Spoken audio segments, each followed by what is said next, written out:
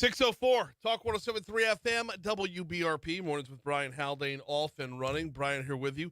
John LaBeouf producing. Although I'm learning more and more, I'm like the only one that doesn't call you JP. Yeah, that is true. Okay. You want to call me JP? Yes. Let's pivot here. Yes. I don't want to make this weird. I heard again yesterday. Everyone about This is the only place where people call me John, Fine, and it's my done. fault because I introduced myself as John. Correct. To be professional. Yeah. But everybody knows me as JP. Then JP it is from now on. It's like you've been here a year now, and I'm like, why is it every time I run into somebody out in the world and who knows you, they're like, yeah, JP, and I'm like, why went? But I thought he was John. This is the only place. Okay, not anymore. That calls me John. Okay, not anymore. So it's official. Right. Yeah, I love it. Done and done. Love it. Alongside JP, Brian here with you, starting off at 77 degrees in downtown Baton Rouge. Here's the fun part, y'all. He didn't even ask where I ran into somebody or who I ran into. I have a good feeling, and I found out very last minute. Mm-hmm. But I'll let you share that story. Well, coming up at 6:25. Yep, there we go. All right. We got a busy show for you this morning. We've got Lake Urchin Cares going to be on with us. Senator Bill Cassidy is going to be on with us. He's out there fighting fentanyl. The Saints are full on into training camp, and Ross Jackson's going to hop on board. We've got an interview with, get ready for it, Lou Diamond Phillips in the 8 o'clock hour. He's got a movie dropping today called Et Tu, as in the famous line from Julius Caesar, Et tu, Brute. And then we got Restaurant Week. And then I'm out, and Brian's big adventure gets underway. So looking forward to it this morning. Looking forward to all of it this morning as we just smash through a Friday show, and we're going to have a lot of fun along the way. Let's start with top stories and trending.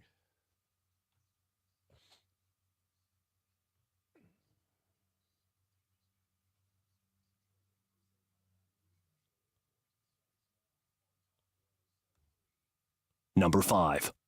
All right, fresh into our news partners over at WBRZ. East Iberville Parish residents are no longer under a water boil advisory. Officials made this announcement yesterday. They placed East Iberville water customers under a boil advisory earlier this week after the water system experienced a loss of pressure following the leak. So no longer have to boil your water over there in East Iberville Parish. Number 4. The Cortana Kiwanis Club announced yesterday that they're canceling this year's Christmas parade, which was scheduled for December 13th. They are citing as their reason rising parade production costs and a reduction in commitments of underwriting support. They also note that they want more time to look at route adjustments and how to keep everyone along the route safe.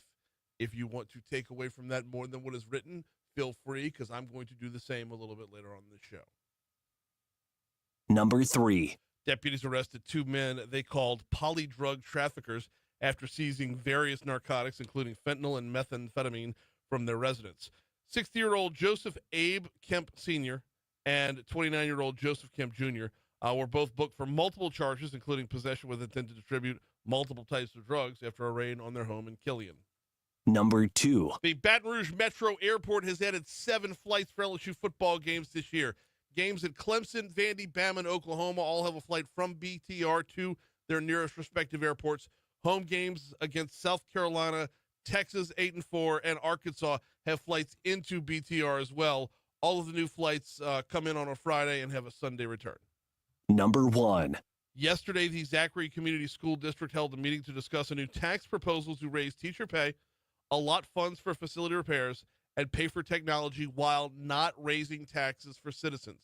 Basically, what we're looking at here is when they built up the community school district over 20 years ago, they passed a millage to float some bonds, facility bonds, right? Building out their physical facilities. Well, we're getting to the point now where those are getting paid off. So rather than roll the millage off, they're going to hold or propose to hold the millage where it's at. Only thing is, instead of paying for buildings, they're going to be paying for more personnel-based priorities.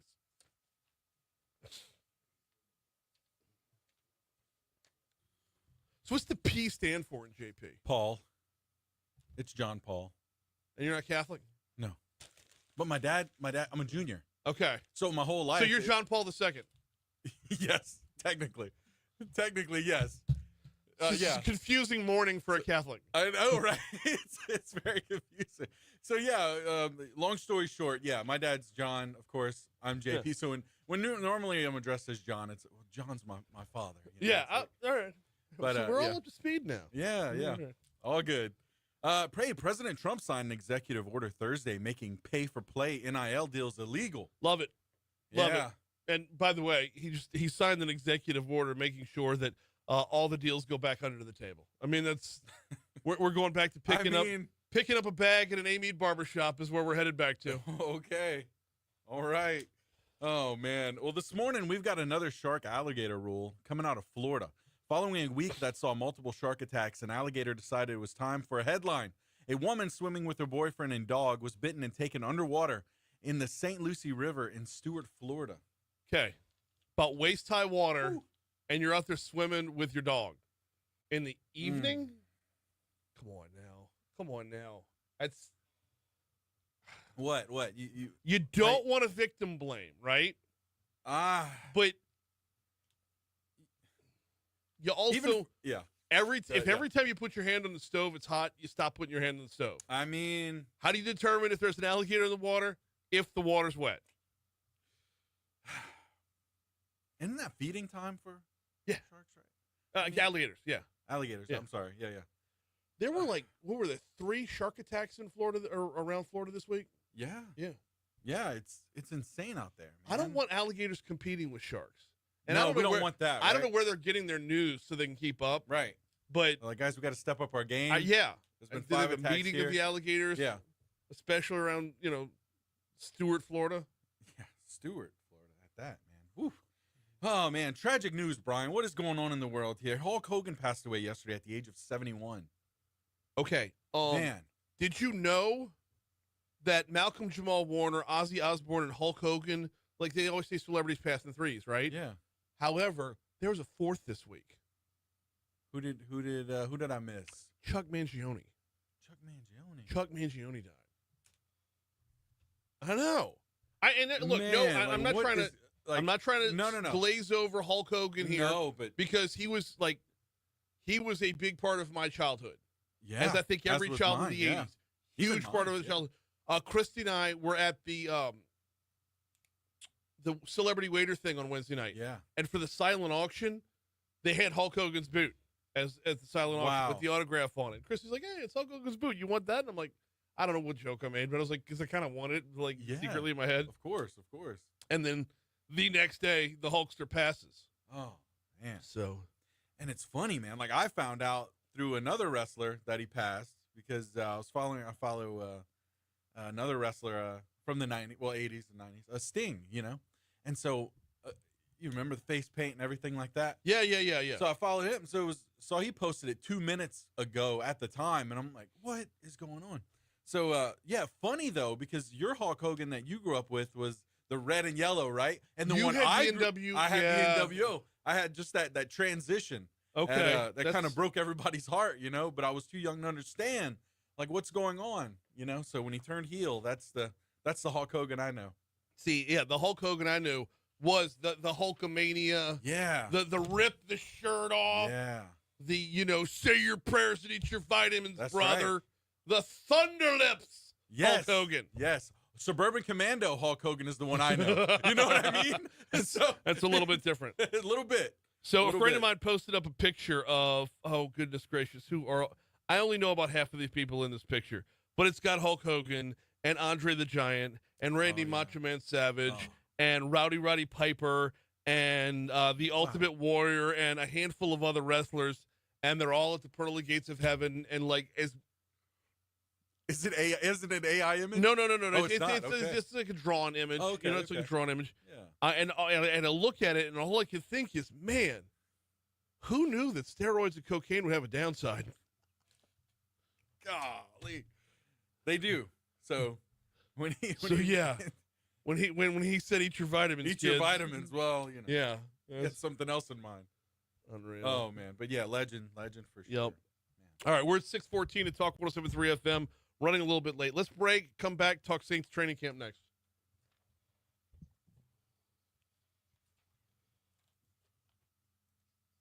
I was awakened at 2:45 this morning Oh. because the power was out. Oh man. And then I got up again at 3:30 because the power was still out. And Christy's like, "Is the power out?" I'm like, "Yeah." Oh. So just it's weird. Like nothing changes. The house stays nice and cool, especially downstairs. Yeah. And I just can't sleep because the power is out. Don't know what it is mentally. But does it gets quiet though, right? The AC's not running, like no fan, like all Right. that white noise you really don't think about. yeah, Once except it's gone. 3 doors down from us, or maybe it's one over and one up from us. They have a whole home generator, so Oh. it kicks on and it's loud. And you're hearing that. It's one of the older whole home generators. Oof.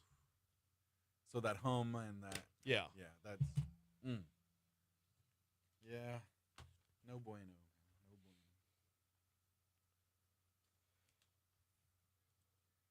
Oh, shoot. Let's see. So I'm gonna be 4 or 5 coffee cups deep today. It's gonna be a rough day.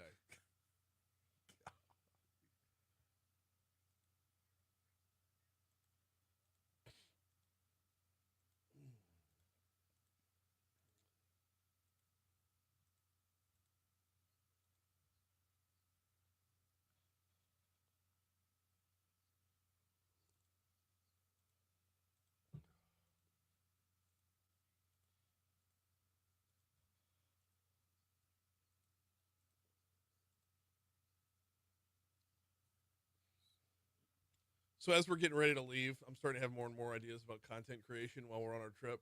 Yeah. And there's going to be a bit of a Modern Family flair to it. Really? Yeah. Oh man. Looking forward to seeing it. I'm thinking about letting the kids do like a confessional. Like, you know how when Modern Family, when they're on the couch, Yeah. they're talking directly to the camera? Oh man. It's, The thought of that is that's pretty rad. That'd be cool. this should be fun.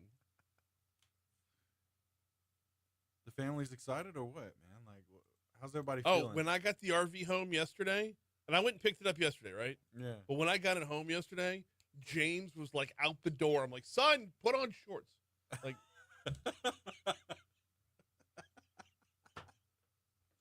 Put your pants on. Oh man, that's great.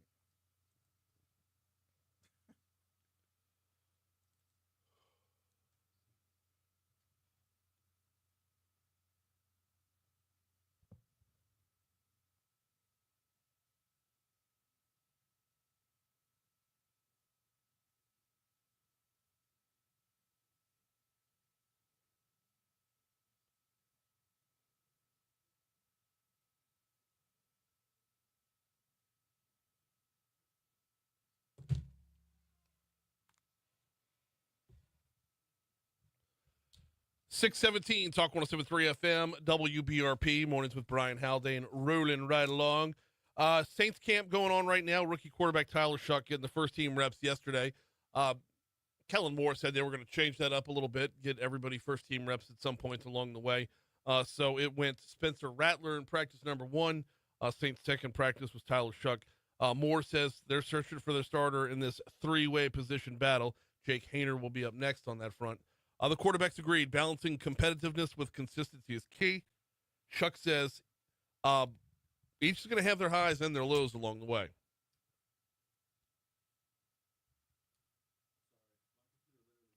It's okay. Frozen computer? Yep. Literally buffering right now. Okay. Oh man. No, it's okay. That was doing that yesterday after the show. No, I'm not Oh, exactly that where I is- want to be at Stop all. and start but I over. think Sorry about that. That's right. No, I'm not exactly where I want to be at all. But I think that's a good thing. And I think we have a lot more ways to grow, and that's the part I think Kellen and all the staff do a really good job with, putting a lot of stuff on our plate, but at the same time, understanding how we can be successful. So 9 for 9 in practice with the first team on Wednesday was Spencer Rattler. He had a decent first day. He did throw the first interception of camp yesterday on a ball. He was trying to get out of the back of the end zone. Rattler says that when it comes down to individual plays like that, it's building relationships within the quarterback room is as important as your one-offs. He's got a good arm. He's a good QB, and we've been building with each other pretty well. And I wouldn't say it's like a toxic QB room at all. We were in there having fun, chopping it up, and That's what I like about the group. Him, Hunter Deckers, Jake Hayner. Obviously been with Jake for a year now, so I really enjoy working with those guys and competing with them too. See, and that's the good part is if they're pushing each other when you have that one-off pick in the back of the end zone, it's not poison. It's a learning block, a stepping stool. By the way, as for Jake Hayner, he basically says in his years in the NFL, he's learned that the league doesn't really care about your feelings. If they didn't truly believe that I could be a guy that they think could win the starting job, they wouldn't include me in it. Simple as that. They wouldn't just make me feel good about myself. It's all about, hey, we think Jake's a guy that can compete for this job, and we're going to give him an equal opportunity, and I totally respect that. Here comes your money, or the Fox Business Report.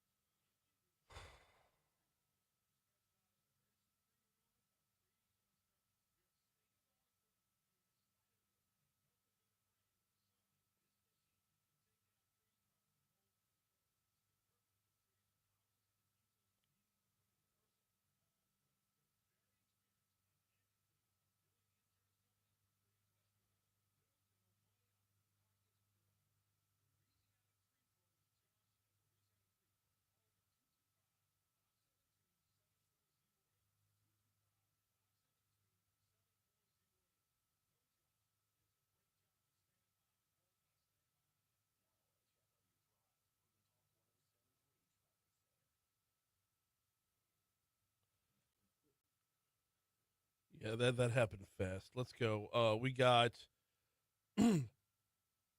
starting off on your interstates here. Oh my goodness gracious, what happened here? Sorry, my map got flipped upside down. South was north and north was south. We're having all kinds of boogers going on. Okay. Starting off on your interstates, I-12 westbound coming in from Denham Springs looks great this morning. That normal volume that we see is actually a little bit lighter than normal right now. I-10 westbound coming in from Ascension Parish, equally great. 10 eastbound coming in from West Baton Rouge, we're clear there, as is I-110. Surface streets, couple of smaller items to look out for here, but they're all more than a half an hour old.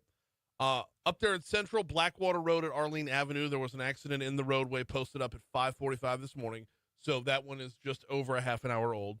Bringing it back into town, Government Street at South River Road, so downtown Baton Rouge, Government Street at South River Road, there was an accident posted up at 5:40 this morning.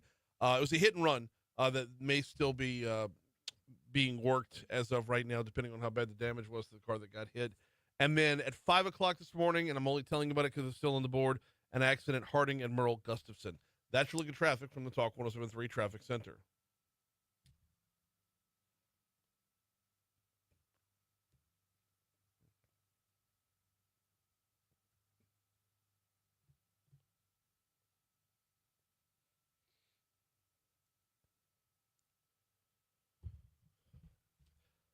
Rolling over to 624 Talk 107.3 FM, WBRP, Mornings with Brian Haldane, rolling right along. We're going to talk jobs in our next segment as we're seeing some decent numbers on non-farm jobs.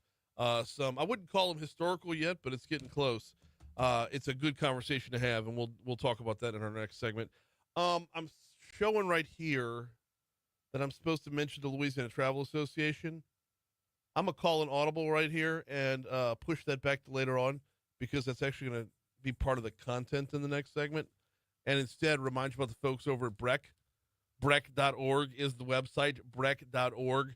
And I love hopping on the website because I know what I'm into, I know what I like to do, and I know where I like to go to do it. All right? So, like, our kids run cross country, Highland Road Park. Or for practice, they might be out at Independence or Goodwood or Kenilworth or wherever. But whatever it is you're into, Breck has got you covered. For example, the number of adult leisure classes that they have to offer is fantastic. Running through their program schedule, and depending on what park you're at, they have a different schedule every single day. Just very, very quickly, I'm going to do this super quick, okay? Olson Park, Anna T. Jordan Community Park, Howell Community Park, Independence Community Park, Jackson Community Park, Milton J. Womack Park, North Sherwood Forest Community Park, Sharp Road, Webb Park. They all have their individual schedules of adult leisure classes. Things like, painting with a purpose, or they got table tennis. They got busybodies, which I believe is an exercise class. Sharp as the needle, walking with joy. You name it, they've got you covered. So if you are looking for, that class participation to stay a little bit fit, or to keep up with the activities that you partake in, check out Breck.org. Breck.org. All right, December 13th, we're all going to be looking for something to do because there will not be a Cortana Kiwanis Downtown Christmas Parade. Per the Advocate version, and I'll go back to their press release in a minute, but the Advocate says, the cancellation of this year's Cortana Kiwanis Christmas Parade comes down to the cost of providing security for the event, organizers say. The Downtown Christmas Parade, which raises money for local children's charities, has been held in Baton Rouge for 74 years and regularly attracts crowds of over 75,000 people. The Cortana Kiwanis of Baton Rouge organizes a parade each year, and 2025's was originally scheduled for December 13th. Organizers said rising production costs and a drop in commitment of underwriting support from partners, including the city parish, led to the decision. Quote, we have assessed the rising costs for producing this year's parade and have forecast that the parade will not generate the funds to successfully operate the parade and meet the needs of our beneficiaries, which in recent years have included the Baton Rouge Youth Coalition and Baton Rouge's Children's Advocacy Center, the Kiwanis said. Danny Fields, spokesperson for Kiwanis, elaborated that the underwritten support they had expected from the city parish was related to providing security during the event. Security during the event, I think, is a bigger issue here than the funds raised or the funds collected. Now, I'm not grabbing this from anybody. This is my own takeaway. But you have to look at a number of different factors all converging at once on this one event, which, by the way, the Cortana Kiwanis Club has been nothing but a servant for Baton Rouge. 74 years worth of a Christmas parade to raise money for different children's charities. They give and they give and they give until it hurts. They do for Baton Rouge on a regular basis. They're amazing. But if you can all rewind the clocks back to last year's Christmas parade, we can't forget that it was cut short because of some pew-pews going on. After the parade cleared the area around the River Center, and it was the route makes its way back around, but after it cleared the area around the River Center, there was a shooting incident. I don't believe anybody died. I know a number of people were hurt in the incident, and I know every blue light in Baton Rouge on top of a cop car converged on it like immediately. But I also know that, and guarantee had a float in the parade, and I was emceeing the Battle of the Bands. I also know that it was fear for a lot of the folks as they rode back through the area. It was, one of the words that was used to describe was surreal.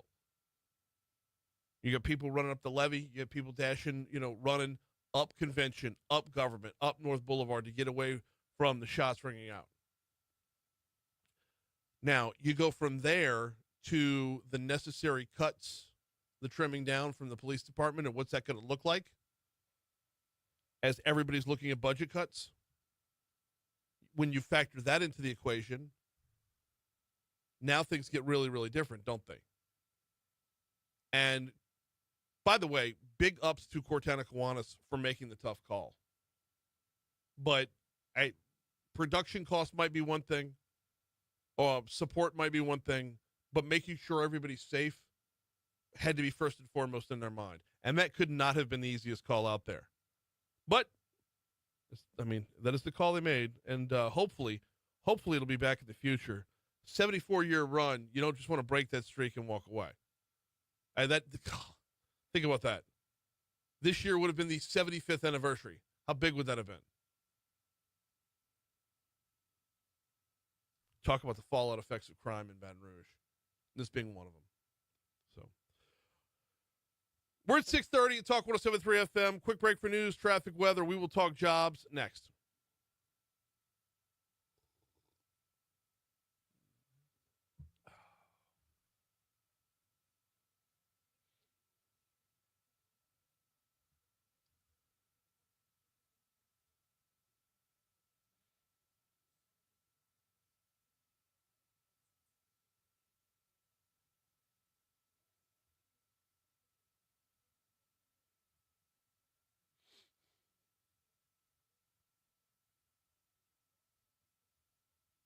Good morning, Christy, assuming she's up.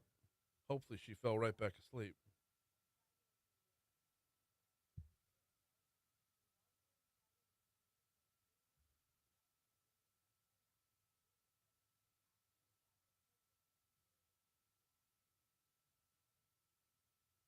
Oh, no comments yet this morning? We're slow going, huh? Is everyone asleep? Just one of those Fridays or what? I guess so.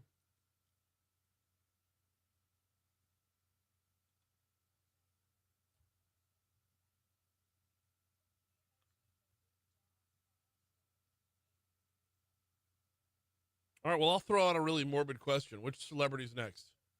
Who's the next to go? We know who it's not going to be. It's not going to be Keith Richards. Right. No. They plugged him back into the wall. Guy's not going anywhere.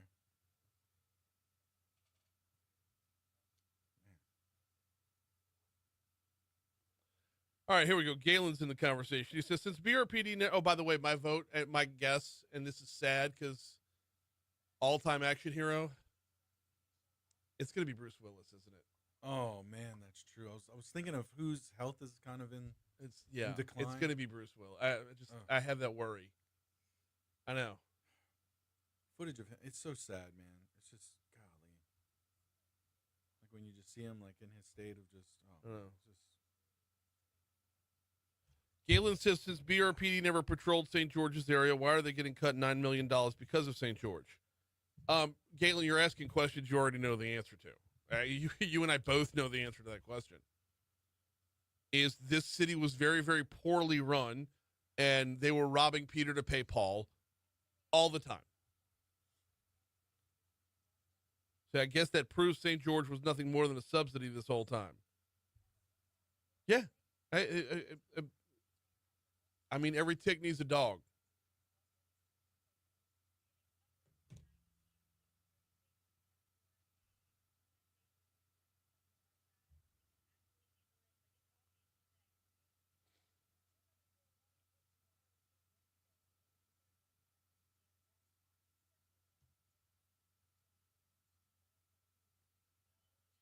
Debbie says someone posted up cover Willie Nelson in bubble wrap. It's true. Although I think he's him and Keith Richards, though, I don't know. Yeah, between Willie Nelson and Keith Richards, it's like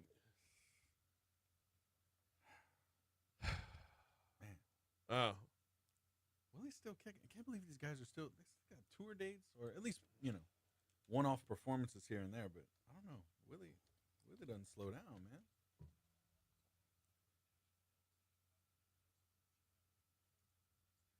Willie was born in 1933. Yeah.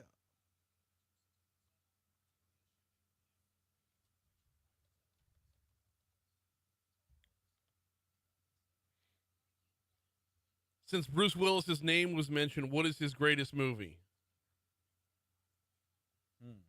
All right, I can break that down a number of different ways.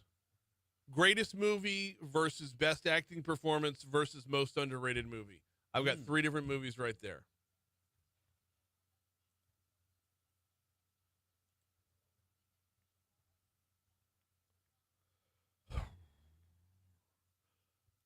Oh, and while I'm throwing names out there, Willie Nelson is a good name just because of the sheer age, right? Yeah. Billy Joel. How's he doing? He has been having some. He's had some brain condition.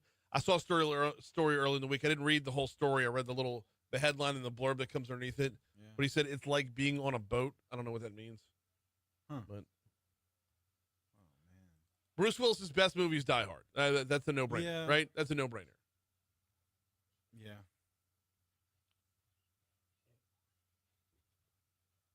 What was it? Best movie, best acting performance Acting by performance. him within a movie, and then And most then underrated movie. Most underrated. Okay.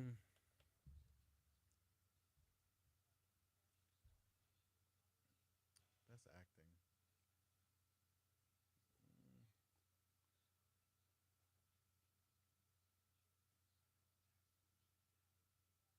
I don't know. It wouldn't be Pulp. No, I don't think. I Yeah. could. Pulp Fiction. Yeah. Yeah, that was at the top of the list, but I'm thinking, what else is there like that can really reach that? But yeah, He runs a decent range. Freaks out over the watch. He gets Yeah. backstory on the watch. You realize why he freaks out.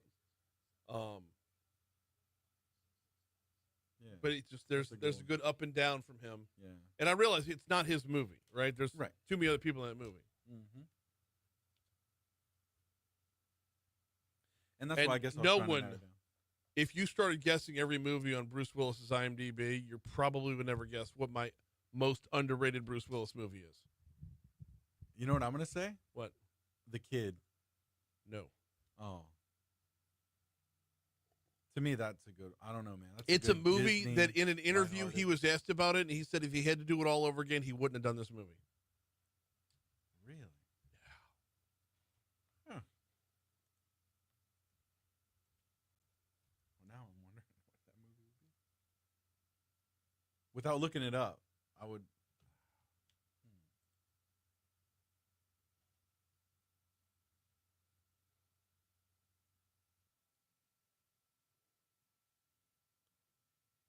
Oh.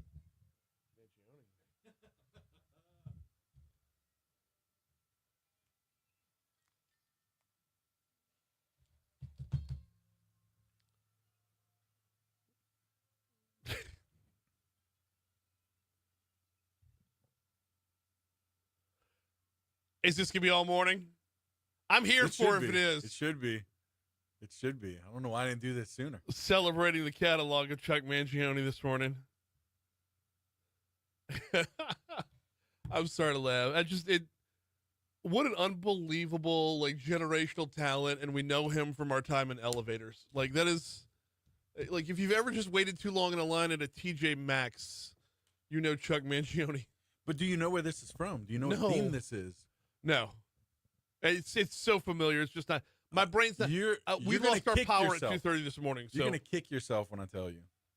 This is National Lampoon's Vacation theme. son of a. This is the trip. Yep. This is the theme. Yes. How apropos for Yes. where I'm headed right afterwards, Exactly. right? Loading up the family truckster. That's it. Nice segue, because got to give a shout out to the folks at the Louisiana Travel Association. And we're doing Brian's Big Adventure coming up, like almost immediately after the show is over with. I got to drop community concerns in the system, and then I'm out. And I'll be back on Tuesday. It's just a 4-day weekend, because I'm counting today as one of the days of the weekend. If you can start your weekend at 10 a.m., does that count as a full day? I'm counting it as such. But teamed up with the folks over at Miller's RV, who, by the way, are phenomenal, y'all. Like another notch of customer service. Walk through the front door with the greeting, with just it's, you know how you walk into some place and it's like, "Welcome to Costco, I love you." They're real. and they're real about it. And so I picked up the RV. We're taking the RV out this weekend. I picked it up yesterday. I got the walkthrough from your buddy, by the way, John. Oh, JP. yeah. Yeah. And Can I say his name? yes. Shout out to Jeremy. Yeah.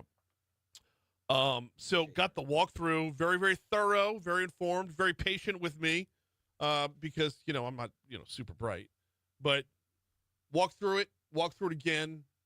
Then you got to go get some pieces, parts to make sure I can connect to water when we get where we're going. And then I asked to walk through it a third time, and he's like, just so patient along the way. But got home, turned everything off, turned it back on again, like had the generator running, got everything that he explained to me. I was like, okay, now I'm out in the wild, and by the wild I mean the street in front of my house. But like on my own, did it all again, and I'm like, okay, I got it all right. So obviously it's sunk in, and it's such a great experience thus far. My biggest concern, and this is gonna sound so stupid, I was like, if I can get out of their parking lot, I think I'll be doing okay. Yeah. Think about that. Is it narrow? Yeah, right. It's a little more narrow, and you know that every vehicle you're around costs more than $250,000, right? This isn't like getting out of an Enterprise parking lot where you hop into a Honda Escape. This is a Winnebago. That's pressure. Yeah. That's pressure. Yeah, that's a big old box. Ooh. And look, I think I didn't ask for the measurement, but I think the one I'm in is 31 feet. That's a lot, especially if you're not used to that type of Right. vehicle. Like, I drive an 07 Mercedes. yeah, I drive a sedan, right. and not even an SUV. Oh man. Yeah. So got out of the parking lot. Fortunately for me, Miller's RV is conveniently located on Florida Boulevard, Yeah. right behind Sherwood Forest. So Oh, okay. I live in Sherwood Forest. Okay. Yeah. So it wasn't like I had to, I didn't have to load up the family truckster and queue up the Lindsey Buckingham to get myself back to my house. Okay. So This is gonna be good. Family's excited. family success. Family. So Oh. we got home. It was like the RV's here, and I like my son, like, when Wile E. Coyote would like run through Yes. a mountain. That was what my son did to the front door. So, It's awesome. it's so great. It was his level of excitement is through the roof. Everybody's chosen which beds they're gonna pick. And Oh, that's cool. yeah. It's. I gotta get out of here quick, man. That's where this. I can tell you're chomping at the bit. I know. You're just chomping at the bit. I know. Last day of school, and the thing is, it's not even a full-on vacation. I'll be back Yeah. on Tuesday, But it's different. and then I'm out again Thursday and Friday. But Oh, that's for nice. that's taking Carrie to school. Yeah. Yeah. So, but like,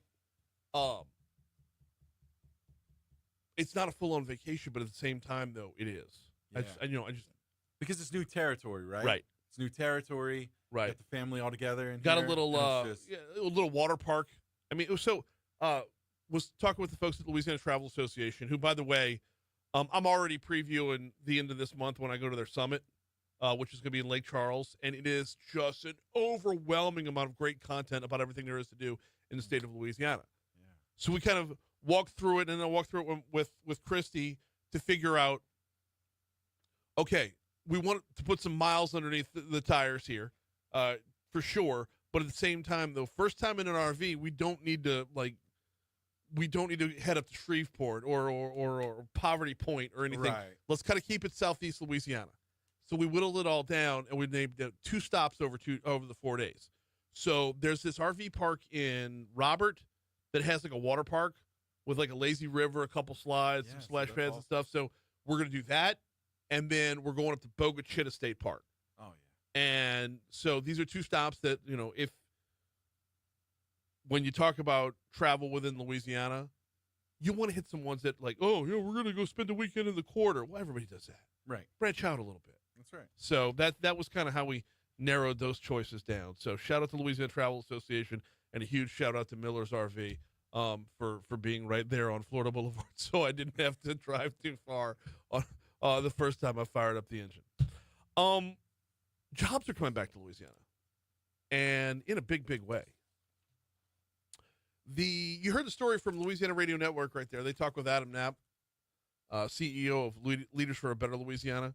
And for only the second time ever, the number of non-farm jobs in the state surpasses the 2 million mark. That we blew past that milestone second quarter of this year. Adam Knapp says it's tremendous news and a testament to the growth of the economy. The state hasn't been above 2 million jobs since 2014 heading into 2015. There was about a 4-month period where it jumped above 2 million, and then it's been below that since then. So Knapp says while the job growth can be attributed to efforts to grow diverse, resilient industries, 2 of them are leading the way. Healthcare and manufacturing continue to be very strong performers for the state overall. In fact, manufacturing is one of the top 20 for growth across the U.S. The cool thing here is that like every region of the state has its own thing. All 10 metros in Louisiana that we have showed job gains. That's a really good sign. That's not always the case. In fact, it's rarely the case. North Shore, Hammond, they're like crushing it right now. We try to keep up with all the announcements as they come through. We've seen the AI data centers that are being built. We followed the paper mill up in St. Francisville is getting $118 million injection. There's all kinds of announcements being made, and I'm glad this story's hitting right now, and we're seeing the numbers where we are, because it's a reminder of a few different things. We are now a month and 2 weeks removed from the legislative session. And we came out of that legislative session, and a lot of us are upset that we're not where we want to be with insurance. And that's cool. We need to be upset there. We need to keep our foot on the gas on that front. But I do like friendly reminders from time to time that it's not all doom and gloom. That while, Tim Temple and Jeff Landry can fight, and we can all want to fight with Jeff Landry, and Moon Griffon can fight with Jeff Landry, let's not forget that he started to build out a lot of this infrastructure well before this session. So while we'll keep up on the fight on one front, we need to keep that fight compartmentalized to that front, because there's a bigger picture here, and that the more jobs come to Louisiana, the better our quality of life is going to be overall. So it's keeping the doom and gloom at bay, realizing that, yes, we need to stay vigilant, but don't let it overtake everything. We're coming up on 647 at Talk 107.3 FM, WBRP. We are due up for our next break. When we come back, we are going to talk occupational medicine with the folks from Lake Urgent Care. That's next. Hey, I need you to go into the folder for, I'm so sorry I meant to mention this. April 4th, Dennis Taylor.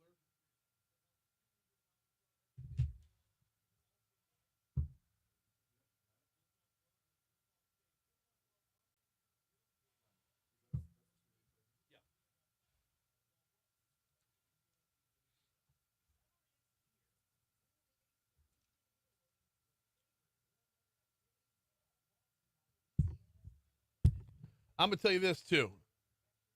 Unless I had just full-on bleep you money, I don't, and look, I'm going to be fair to Miller's RV here, right? If I were to ever buy an RV, I would go there. But I'm not in this game, boss. I look around this RV, and I'm like, and maybe it's just because, we live in a 60-year-old house, and Christian and I are about to start taking on a lot of projects that are going to involve paying for renovations to the house and whatnot. But I look around an RV and I'm like, that's a lot of shit that can break. It feels like a lot of maintenance. Yeah. And I would imagine so. One of the things your guy Jeremy told me was like, it's a toy. You need to know it's a toy. Yeah. It's not your. I'm like, yeah, I get it. Jeremy's cool, man. That dude's a character, man. Yeah, he was great. So, but I would have to have millions, plural, before. Now, that's probably why you see a lot of retired people that come in at the end of their life. Maybe they got gotta and look, if FU money, if you want right? if you want to spend half a year in state parks or national parks, yep, good on you if that's your thing. But my thing is a lot more varied than that. Yeah, I want to spend a lot of time in cities, right? And I'm not bringing an RV into a city. Yep. So it's like if I'm in that boat or if I'm in that hotel room, if I'm in that, if what I want out of life does not involve always being in the RV, then I'm not going to buy one, but I will rent one. Oh yeah. After driving it home and getting the little tour and the layout and all that, I can definitely see like another Haldane family vacation where we do stretch out, where we go to Indian Creek. This might be something. This might be the start of something. Yeah. You know what I mean? Like, Yeah. that's, you know. But like if you're going somewhere that doesn't have a luxury hotel on the premises, you know, yeah. I'm not a camper, but I will be a glamper. Yeah. I mean, nothing wrong with that. Nothing wrong with that at all.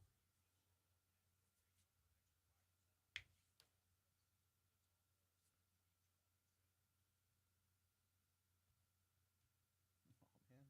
We're a little early, which I'm surprised by.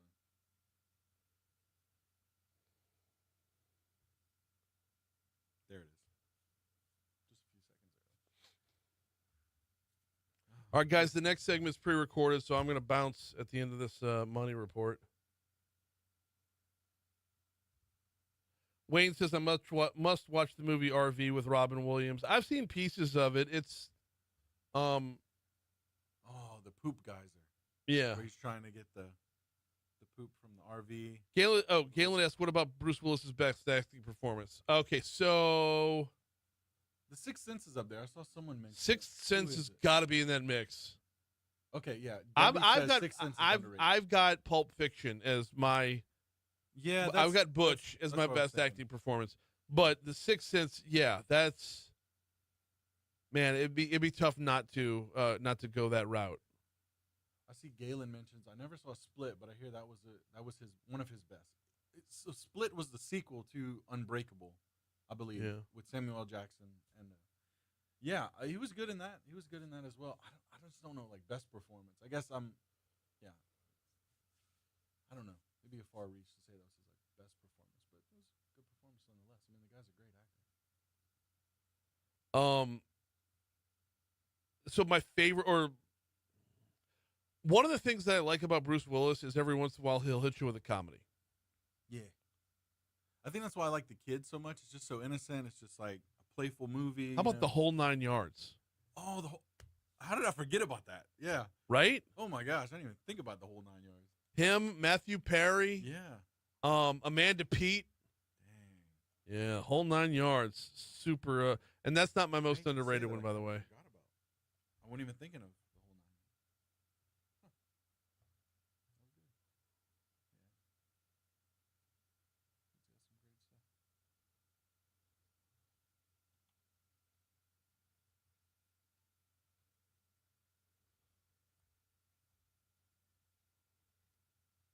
Right now, we welcome back the folks from Lake Urgent Care. Love this partnership. Love having these conversations every week.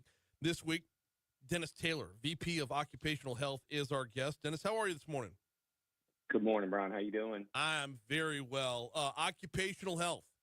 Let's talk about it. Let's start with what is occupational health and why it's important for businesses. Well, I like to refer to it as employer health. We're in the urgent care occupational health space. That's our business, and it's very similar to urgent care, but it's for the employers. We want to make sure to keep these employees safe, healthy, and able to do their jobs. When they stay safe and healthy, businesses see fewer call outs, so fewer folks calling out, for absentee, and better productivity, and then overall lowering the overall healthcare costs, which I'm sure we'll talk about moving forward. Yeah, we should get to all of it. I'm sure. I want to start off with the instances where an employee might be injured. Like, let's say I'm an employer. I have an injured employee. Why am I going urgent care instead of the ER? Well, and that's a common mistake. Let's be honest here. A lot of folks, it's a default. I know myself growing up and doing a lot of summer jobs and things like that. The automatic default is to go to the emergency room for anything and everything. Well, the convenience that we bring and the difference that we bring, and the biggest thing that we offer is a cost savings. An average visit to the ER for an injured worker is going to be around $2,500, where an average visit for us on a work comp injury, for us to treat the same injury, same acuity, is going to be about $150 to $200. So obviously, it's a big impact financially for the businesses. Second, most of our centers, are going to have a 90% less wait time. So big thing again, lost time, folks sitting in an emergency room for X amount of hours versus coming to our facility going to be treated within 30 minutes or less. So again, not only is there cost savings on when they arrive at the facility and when they leave, and they have to, remit payment, but also there's a cost savings on the back end with the employee not missing work. So you're not paying someone to sit in the emergency room, in the waiting room. So, communication is also probably another big thing I'd like to talk about. Most of the time, I mean, again, emergency rooms are for car wrecks and heart attacks and a lot of trauma type stuff. Right. So the communication there is going to, these docs are in and out and trying to take care of people and possibly save lives potentially. And for us, we're able to communicate with that employer directly. It's a lot less busy in our facility, and we're able to give, most importantly, back to work instructions, which helps these folks rehabilitate and get these individuals back to work. So the communication is key.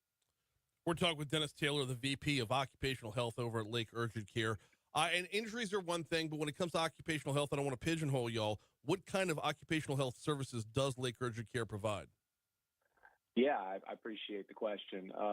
Not only we just talked about work injury treatment, so that would be workers' comp. Mm-hmm. We also offer other services such as physical exams, and the two big ones are a DOT, Department of Transportation. So most drivers have to have this annually to continue to drive a vehicle on the Louisiana roads, and then non-DOT, which is a basic physical, and then return to work, fit for duty, customizable physicals such as hazardous waste. We can get pretty extensive depending on the employer's needs, and then substance testing, which is drug, alcohol, and beyond. And then we also offer immunization programs. A lot of folks have people going overseas for work. There's a lot of companies here in Baton Rouge and surrounding areas that have a lot of work internationally. We're able to provide those vaccinations for them, and as well as simple lab testing such as TB testing. Let's talk about the benefits from the employers, and what are the benefits of partnering with Lake Urgent Care for employee health? First of all, it's convenient, Yeah. and there's a lot of folks that do what we do. There's a lot of medical facilities in and around Baton Rouge, but our differentiator is locations and extended hours and walk-in availability. No appointment needed. You can get in pretty fast in our facilities, hassle-free, very easy. Money, we talked about cost savings. Yep. There's a huge benefit there. Staying compliant. Our folks are all educated, certified. We follow OSHA standards, DOT, any other regulatory and compliance work-related programs. Our folks are very adhered to those standards and are very trained to operate accordingly. And then lastly, we can tailor to each business, and that's important because we're not just a blanket.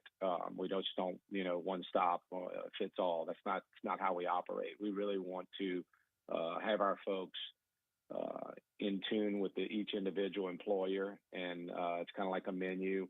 We want to create something that's going to work for them. Last one before I get you out of here, and I greatly appreciate your time this morning. We have Dennis Taylor, VP of Occupational Health over at Lake Urgent Care. How can businesses get started with Lake Urgent Care's occupational health services?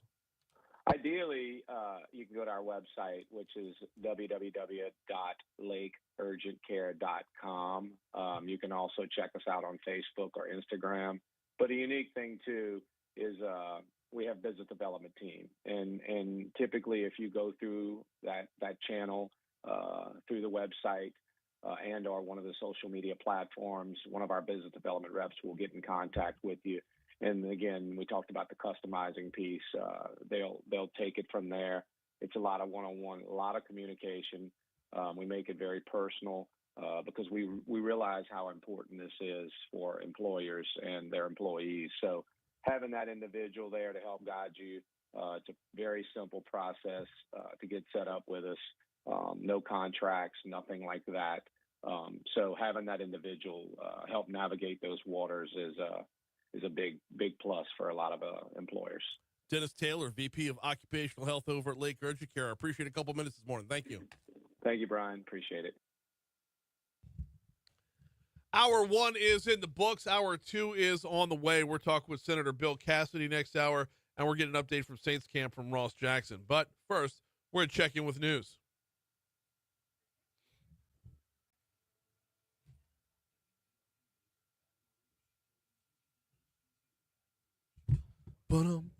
Would you like to swing on a star? So I was explaining to John during the interview right there about Hudson Hawk, about how everything about it tells you it should be terrible. The concept, the plot, Darwin and Minerva Mayflower, like everything about it should be terrible, but it's just a fun buddy comedy. It is a great opportunity to just clock out and enjoy.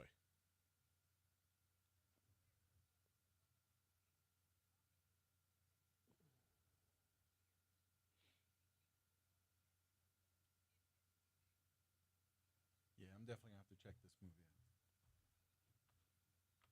And it's peak Andy McDowell, too, so.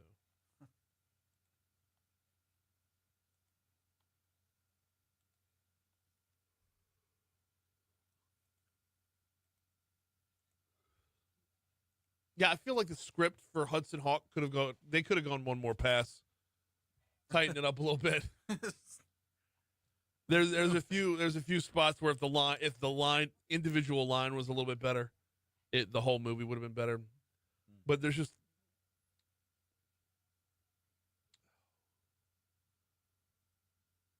the whole Leonardo da Vinci's gold machine thing. Yeah. Just it opens up chapters that, like, I don't think people were really talking about at the time.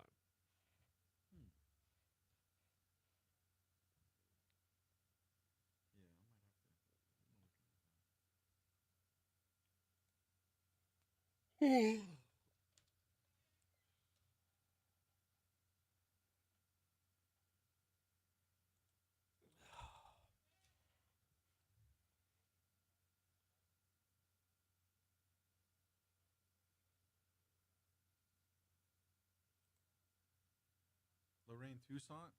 Is that her name? That's the one. Yeah. Oh, you're right. Frank Stallone is in this movie. Yeah, he plays one of the mobsters. Caesar Mario. Yep. Apparently. Wow. Yeah, and Caesar Mario has a brother named Anthony Mario. So they're the Mario brothers. Get it? It's just stupid. I know. But it's fun. Oh, man. I'm intrigued by this. I'm genuinely intrigued, especially from a movie that I've never heard of.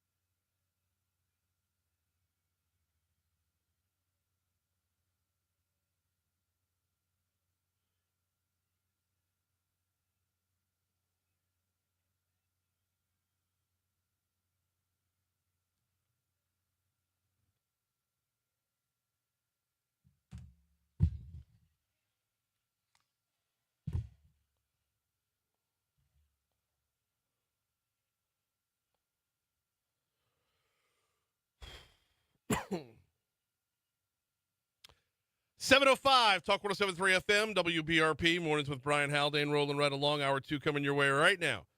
Brian here with you, John, JP producing. I almost said John LaBeouf again. JP producing.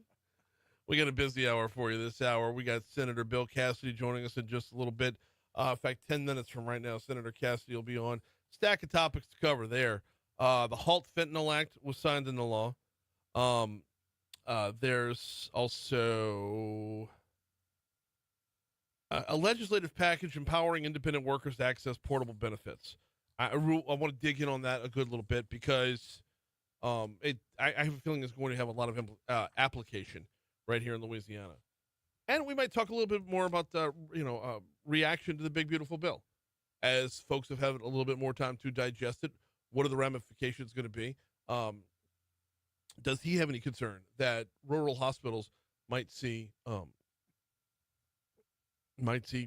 closure as a possible result? We'll talk about all that coming up at 7:15. Right now, though, top stories and trending. Let's go.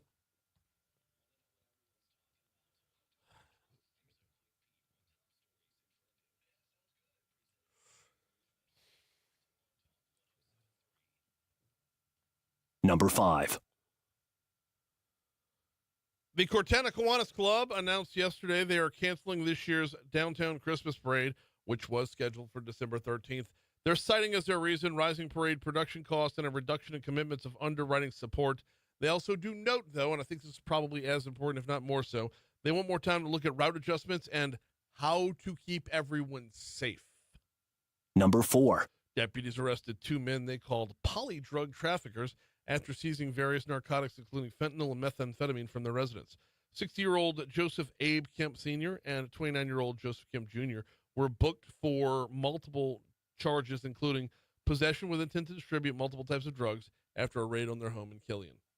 Number 3. Baton Rouge Metro Airport has added 7 flights for LSU football games this year. The games at Clemson, Vandy, Bama, and Oklahoma have a flight from BTR to their nearest respective airport. Home games against South Carolina, Texas A&M, and Arkansas have flights to BTR as well. All the new flights arrive on Friday and then return on Sunday. Number 2. Yesterday, the Zachary Community School District held a meeting to discuss a new tax proposal to raise teacher pay, allot funds for facility repairs, and pay for technology while not raising taxes for citizens. Basically, as facility bonds are being paid off, they want to leave the accompanying millages in place and then direct those funds to more personnel-based priorities. Number 1. The boil order's been called off over there in East Iberville Parish. Residents were under a boil order since earlier in the week after the water system experienced a loss of pressure, which followed a leak. That boil order was called off yesterday.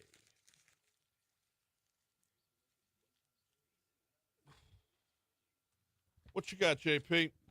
Well, President Trump signed an executive order Thursday making pay-for-play NIL deals illegal. Yeah, we're back to the bag of cash, baby. That's it. Yep.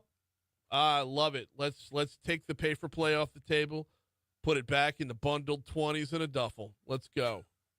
Oh, man. I mean, I'm just saying it's never going to stop. You're not going to wrong. stop I mean, it. You could do it that's above right. the table or you could do it below the table. I don't care either way. It bees what it bees. But, let's not pretend that this is going to make it go away. But there's an executive order. Right. Care. When does that ever stop? Because it was illegal for years and years and years. Yeah. NIL is still a very recent thing. But still, yeah. You'd pick up a bag of cash and, keys to a Mercedes. A newer Mercedes than mine. Newer, sure. yeah. Well, Brian, this morning we've got a shark alligator rule story coming out of Florida. Following a week that saw multiple shark attacks, an alligator decided it was time for a headline. A woman swimming with her boyfriend and dog was bitten and taken underwater in the St. Lucie River in Stuart, Florida. So, as the calendar goes, the alligator attacks normally come around mating season, right? Yeah. Which is pretty much over with. Which means you have to go find an alligator when they're hunting for food. So, sundown in a waist-high river probably isn't the smartest. Right, and you should know that. If you're from Florida or just anywhere near water, right? I mean, if your state university is named Gators, you right. should know gators. Yeah. Apparently the attack happened around 7:51 p.m. Wednesday. Oh man. The sheriff's office said the 27-year-old woman was in waist-deep water with her boyfriend and dog, of course, when an 11-foot alligator 11 foot. bit her hand and wrist. Yeah. And she was briefly pulled underwater. She's lucky to be alive. Wow. Oh. I know. Now, by the way, if you're wondering where Stuart, Florida is, it's the St. Lucie River. So Stuart, Florida is just south of Port St. Lucie, spring training home of the New York Mets. That's the only reason I know that. Oof. Yeah. Wow. Yeah. Other than that, yeah. But okay, so Little if you Stuart, to get a little bit further into it, Port St. Lucie is on the Atlantic Ocean side. Okay. Think how far down? Like, you know where Tampa's at? Mhm. Go to the Atlantic Ocean side, and then like a little bit south of that. So just to kind of get you of the peninsula side, it's the Atlantic side, but opposite of Tampa.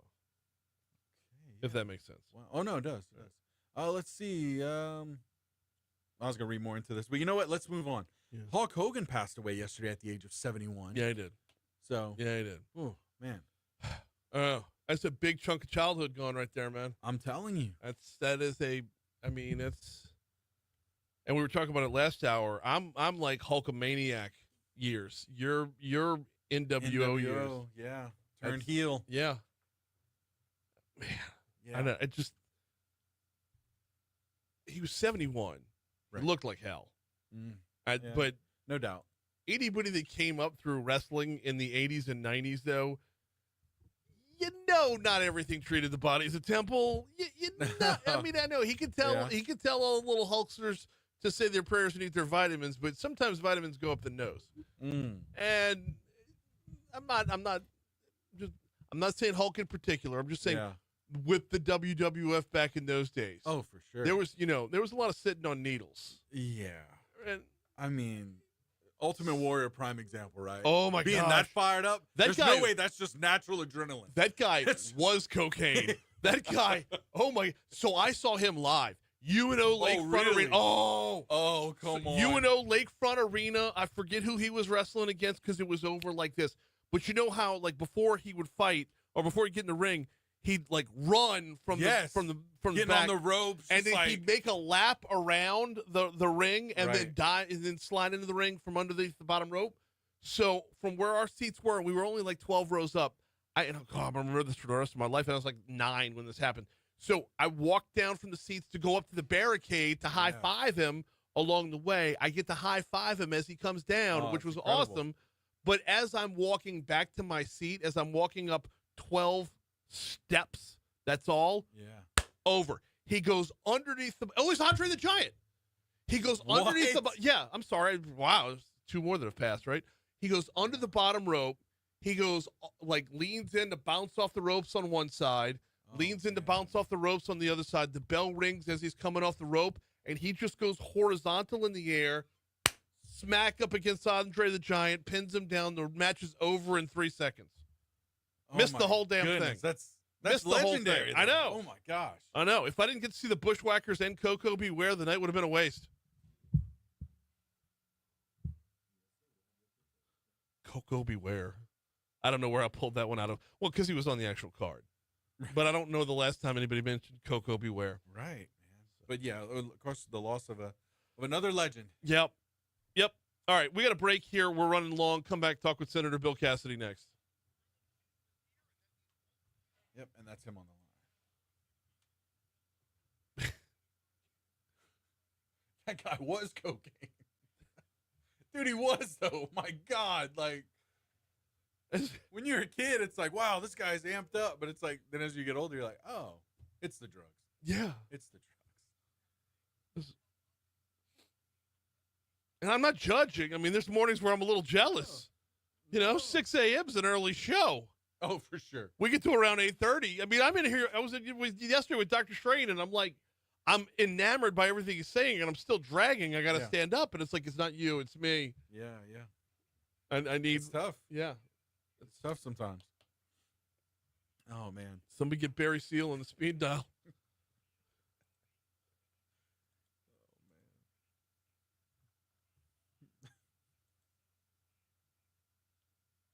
Oh. And before the Ultimate Warrior was the Ultimate Warrior, what was his wrestling name before that? Oh, I don't know. The Dingo Warrior. The Dingo Warrior. He had like an Australian theme going. Okay, I could see why he changed it. I wonder if he had. Did he have to keep up an accent? I never heard him talk. Oh, they might not have let him talk, but just the Dingo Warrior. It's good stuff.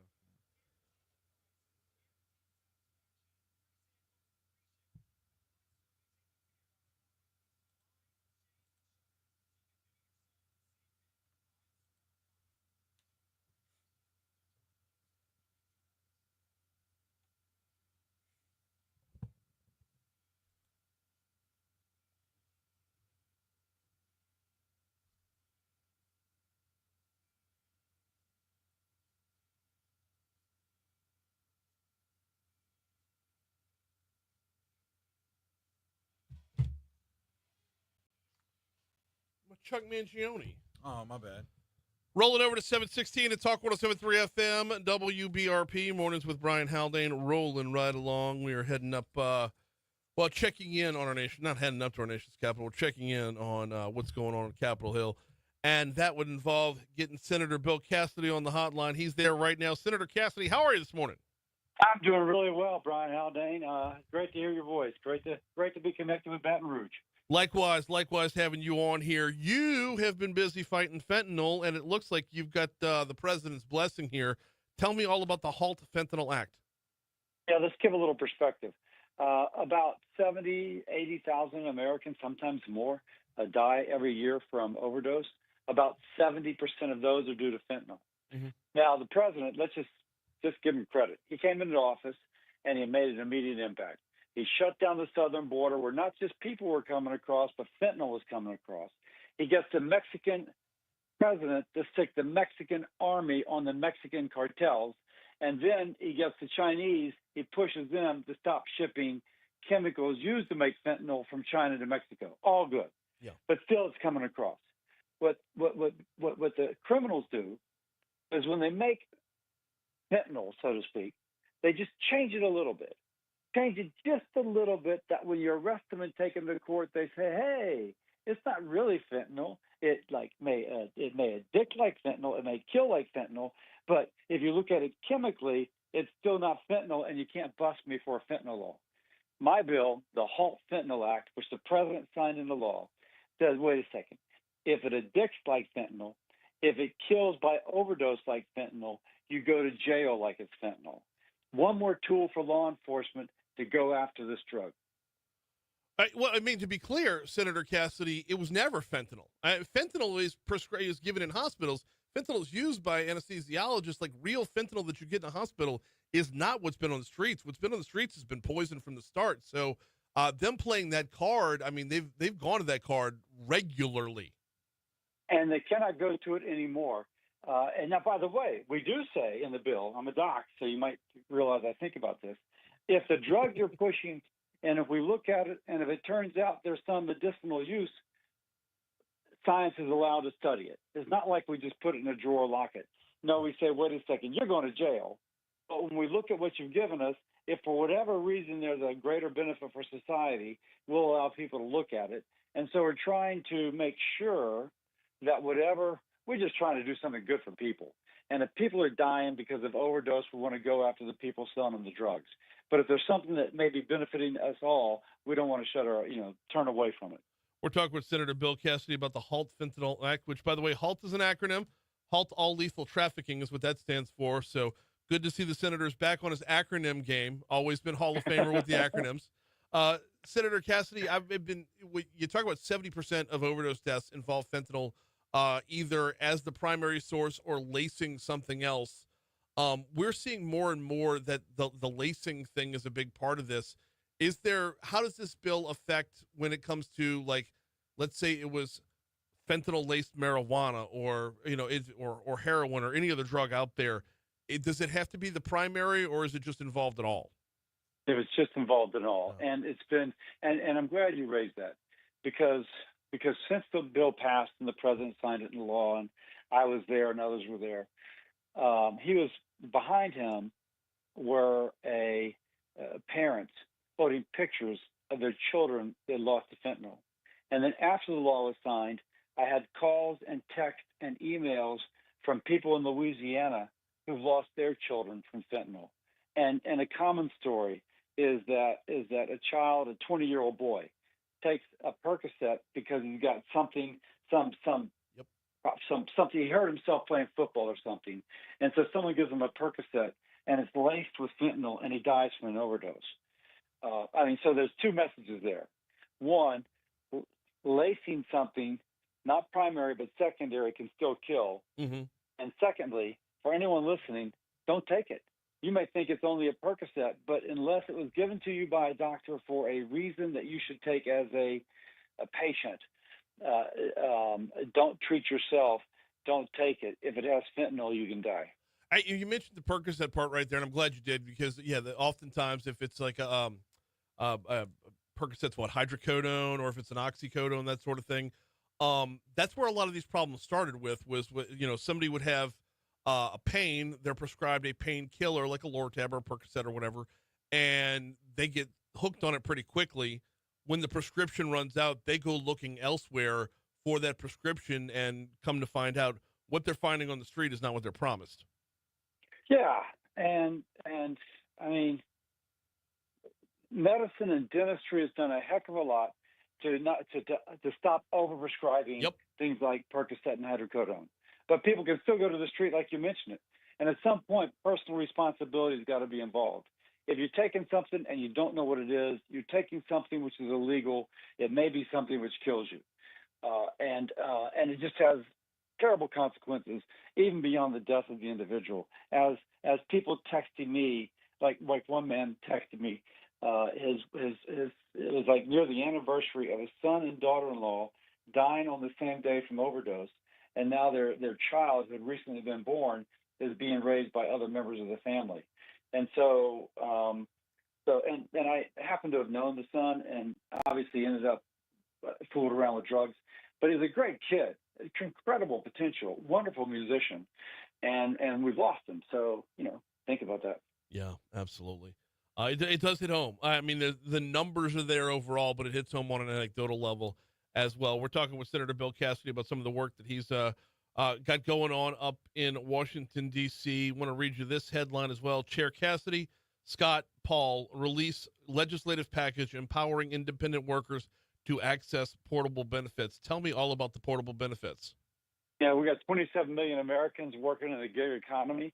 You think of your Uber, your Lyft, your DoorDasher, but there's also truck drivers, swamp tour guys. Those guys out there, they work kind of for tips. They're independent contractors. They like it. Believe me, they'd rather be working on their own than a 9 to 5. Yep. But they don't have benefits, and they don't have a 401k. They don't have health care benefits, and they should. And so what our bill does say, hey, listen, if you want the freedom of working as an independent contractor, God bless you, and we're going to try and get you benefits so that you can access a 401k, or you can access your 401k, or you can access health care benefits. And that's right now not allowed for a variety of reasons, and we're trying to make it allowable. What are the variety of reasons? Because I could see where there would be some hurdles on this one. So to be an independent contractor means you're not an employee. Mm-hmm. And traditionally, we got labor laws almost 100 years old. Traditionally, if I give you benefits, you are my employee. Now, once you're into an employer-employee relationship, all these laws intervene, and frankly, neither side likes it. Not the independent contractor, not the person contracting with them. So what we're trying to do is sweep that away and say, wait a second, you can maintain your independent contractor status, but if the company wants to contribute to a 401k on your behalf, they can do so, and neither of you are in trouble. I'll just give you a little bit of an anecdote. I go to New Orleans, fly in, Uber driver comes up, Lyft driver comes up. He had just moved from San Francisco, and he just wanted to live in New Orleans instead of San Francisco. Sounds like a pretty smart guy to me. And so as an independent contractor, he wakes up on a Monday. He says, I think I want to move. He does. and he lets the list know that he's moving. But still, you don't do that if you're an employee. Right. You don't like wake up with a wild hair and take off. No, you're got a desk to go to, or you got to log in. Now you can work remotely, but you see my point. Right. And so there's a lot of examples of this of people who want that freedom. We want them to keep that freedom. We're talking with Senator Bill Cassidy about, a part of this is moving your benefits along with you. From the provider's standpoint, how do you get buy-in here? Oh, a lot of companies want this. And of course, by the way, it's not just Uber and Lyft. It's like 18-wheeler drivers, that sort of thing. Oh, yeah. And the companies are competing for talent. And so if you've got a competitor and you're both trying to contract with people, and your competitor is contributing to a 401k or to a healthcare plan, that's where the talent's going to go. So it does come into a competitive environment and allows a person who's trying to contract with them to have a little bit more leverage in the negotiations. It gets a little bit more out of the employment. So you're able to pool together to create some numbers to incentivize the provider to make sure the rate is affordable. It's more like, think of a 401k. Your employer contributes to it. In this case, Lyft would contribute to the account of someone driving for them. Not as if they're a full-time employee, but kind of equal to the amount that they're driving. Okay, but so there's no problem with access then. All right, that's where I was getting hung up, was on the access part of it. All right, this sounds like, you've got the strength in numbers here. It's very loose, loose numbers, but they'll build pretty quickly. Oh yeah, and of course the opposition comes from Bernie Sanders. Yeah. Millionaires and billionaires ripping you off. Well, but I think that there's bipartisan support because everybody has somebody in their family who's kind of pursuing this. And so, hey, my daughter's an artist and she's an independent contractor. My mom's a nurse. And so these are the Democrats talking. Typically, Democrats don't like this because unions don't like it. They want people to be in a union, not to be an independent contractor. It's just reality. So that's the big part right there, Senator Cassidy, is wouldn't a bill like this pick away at the multinational corporations, the billion and trillion dollar corporations? It incentivizes the independent contractor. It incentivizes what will eventually be the small businessman, and therefore rebuild the working class or the middle class. Hope so. You want people to have benefits, and people want to do this kind of work. One more anecdote: ran into a chemical engineer, but he was my Lyft driver. I said, "Wait, you're a chemical engineer, but you're driving Lyft?" He goes, "I'm tired of being on his desk. I'd rather do Lyft all the time, but I stay with my job because I need the benefits." And so both unions and kind of old stream businesses feel a little threatened by this because they know that these benefits are what keep people in their organizations. Yeah. That kind of gives the freedom to the worker, the power to the worker, freedom, security for his family or her family. And so I think it's good. Last one before we get you out of here, and I greatly appreciate your time this morning, Senator Cassidy. We're a little bit further removed from the passage of the one big beautiful bill. What are we hearing in its wake? Because I know there was a lot of fear right out the blocks, but one of the things that I've been learning along the way is a lot of what's built into this is timed out to where we have time to adapt as a society to what's in it. Absolutely. We gave a lot of ramps. Republicans wrote the bill, and Republicans are about certainty for businesses. Mm-hmm. And so folks were so nervous about this provision, that provision. And what we would do, we'd give an off-ramp. You've got to, for the Medicaid provisions, yep. We give the $50 billion rural health fund. But we also say, listen, yes, for those areas that we're going to start to trim back, we're not going to start to trim back for 2 years. Right.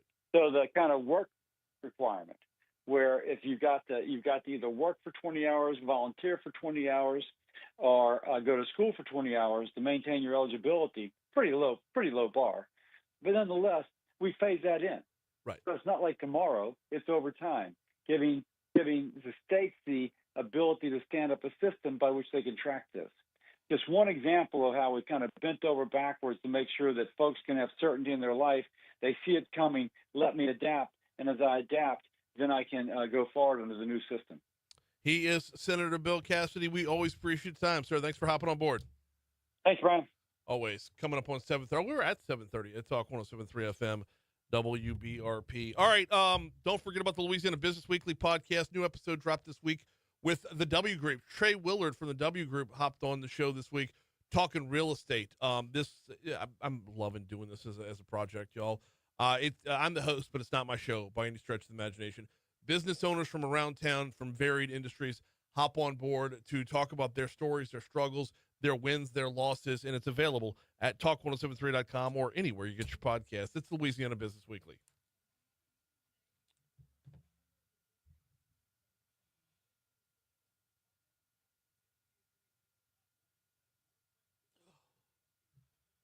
Do I want another coffee first, or do I want a water in between? I think I want a water in between.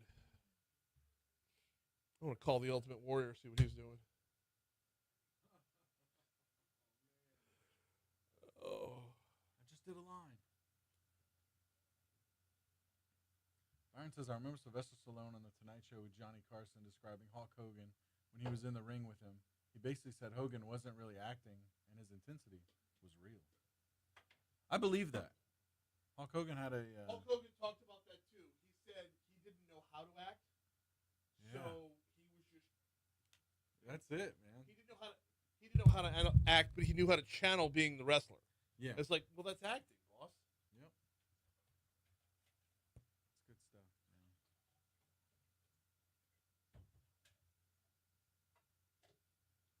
Even over the past few years, he's done some great interviews. Even Theo Vaughn and even Joe Rogan's podcast. Did some really good interviews. Hulk? Yeah. Yeah.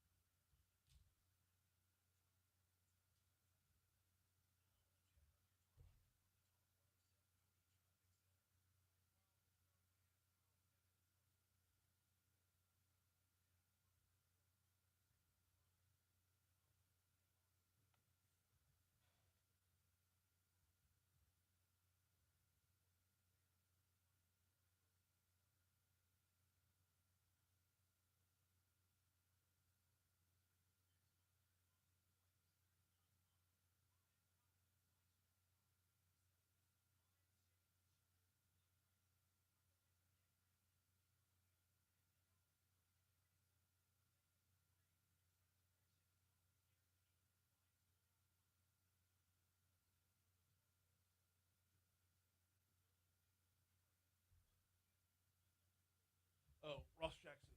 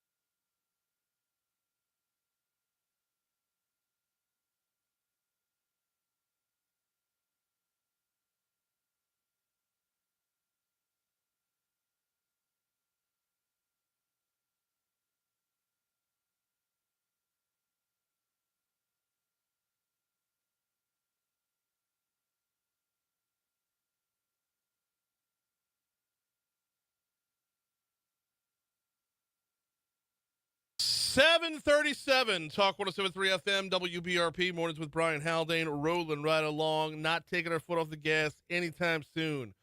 Hour and a half down, hour and a half to go. We check in down in New Orleans. Saints camp is in full swing right now. Ross Jackson from LouisianaSports.net is on the hotline to talk about the latest and what's going on down there. Ross, how are you, man? Hey, man, I'm doing great. Thanks so much for having me on. Glad to be here with you. No, always love having you on. Always love the insight. And honestly, I'm loving the TikToks with the walk back to the car. Hey, I appreciate that, man. Decided I wanted to try at least a little something new. You know, you got to go and get the audience where they are. Yeah. Make sure the information's getting to everybody where they're at. So I said, you know what? I don't have any dances I can do, but I can walk to a car. So let me try TikTok out right quick. And so far, so good. Well, here's to you having a worse parking spot so we can get more info. Yeah, right, exactly. I know. Yesterday I moved the car because I was worried it was going to rain, and then the rain was pretty merciful out here. So hopefully today I'll have a little bit of a longer walk. A good deal. So there's a lot going on at practice right now. But before we get to practice, I want to talk about the guys that are done, and I mean done for good. We'll get to Tyrann Mathieu in a minute, but Jimmy Graham's coming back? Yeah, well, it's an interesting thing with him because, you know, the last team that he played for was New Orleans Saints. And so when, you know, the kind of retirement announcement came out and everything like that, it kind of became a thing where it was like, hey, he was finally going to be able to retire as a New Orleans Saint and everything like that. So, you know, everybody's kind of showing him all the love that he deserves and everything, an absolute franchise great. And, you know, him, you know, officially at this point now, kind of calling it quits and everything like that, like a pretty remarkable career, pretty remarkable dude all throughout. Getting to cover him when he came back. You know, I grew up watching him, of course. Yeah. And then, you know, getting to cover him when he came back for his second stint was just, you know, it's awesome. You know what I mean? You hear some of the stories from him and everything in terms of, you know, what that incredible 2011 season was like and everything like that. So it was awesome, man. It's cool to get to work with him, even if just for a year. And I know a lot of the people that got to cover him for a lot longer here have a massive amount of appreciation for him and everything that he did over the course of his first couple of seasons here in New Orleans. So awesome that he gets to hang it up as a New Orleans Saint, which is great. Yeah, it really is. It's just the way the headlines read, you know, some folks get a little more clickbaity than others, and right, yeah, it's for make sure. it sound like Jimmy Graham's making a return appearance, but the truth of the matter is he's just making the retirement formal. Yeah, that's exactly right. Yeah, and he doesn't even have to re-sign with the team to do that because the Saints were the last team that he plays for. Once he retires, he'll retire as a Saint. So kind of RIP to the article, you know, to the headlines out there. Because He doesn't even have to sign a one-day contract to get it done. Well, that's a good thing because I'm sure the Saints would love to find the new way to blow cap money. We move over to Tyrann Mathieu, though, who it looks like the Saints have found a guy to fill in to pick up where the Honey Badger leaves off. Yeah, a little bit. I would call him more of a guy that, you know, maybe competes and gets into that conversation, right? Okay. I mean, safety Julian Blackmon, who they brought in as a veteran free agent to kind of come in and help out here. 10 interceptions over the course of his career, but 7 over the course of the last 2 seasons. He'll kind of join the rotation along with guys like third-year safety Jordan Howden, and then rookie safety Jonas Anker, who is very much going to be a part of this conversation. The Saints are very excited about that young man and what it is that he can do, the amount of positions he can play, the versatility in terms of all the things they can do with him. Those are all, it's all music to new defensive coordinator Brandon Staley's ears. So I think those are the 3 guys you're going to be watching. But I think that Blackmon, you know, brings in a really good veteran option for you to check out. 10 interceptions over his career, like I said, but 7 of those over the course of the past 2 seasons. And you've lost 2 guys in this offseason in Tyrann Mathieu and Paulson Adebo, who contributed 17 interceptions over the course of the last 3 years. So you want to find that ball production somewhere, and a guy like Julian Blackmon might be able to help you do that. We're talking with Ross Jackson from LouisianaSports.net and a number of other outlets as well. Ross, let's talk about what's going on at camp right now. We'll get back to the defense in a minute, but I can't waste another second before talking about the quarterbacks. How are we looking? Yeah, I mean, look, the first 2 days of camp have looked like the first 2 days of camp. It's been a lot of imperfection. It's been a lot of things that probably still want to get ironed out and settled in during this early portion of the acclimation period. But I do think that all 3 of these quarterbacks have found some way to stand out. We believe that the conversation of the starting quarterback is really in between the top two guys, though, and Tyler Shuck and Spencer Rattler. And so both of them have now seen first-team reps over the course of the first 2 days. Spencer Rattler started off his camp perfect, really, really good first day with the first team, getting the ball out, moving on quickly, quick processing, a lot of things that were close to the line of scrimmage, but that was kind of the intent of the practice anyway. Drive starters, easy completions, things like that. Go and find those. And so all those quarterbacks worked on that on Wednesday. Thursday, as they came back, was looking more red zone work, or actually a lot more red zone work.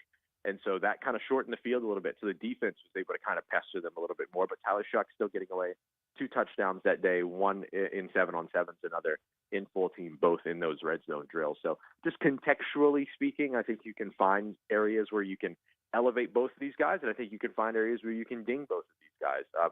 Spencer Rattler tried to throw a ball out of bounds, out of the back of the end zone, didn't put enough under it. Quincy Riley, rookie corner, intercepts it. Very next play, Spencer Rattler runs it in for a touchdown, which I count in 11-on-11 full team drills. And so, it's been a little bit of what you would expect so far early on. Some ups, some downs, and then the most important thing is watching these guys bounce back whenever those downs do happen. So that's what we'll be watching and tracking all throughout camp here. One of the things I hate about camp, Ross, is that you never get a true gauge of how good one side of the ball is versus the other. Yeah, because you right. don't know how good the other side of the ball is until you line up against another team. It's like, is our offense looking good or is our defense bad, and vice versa?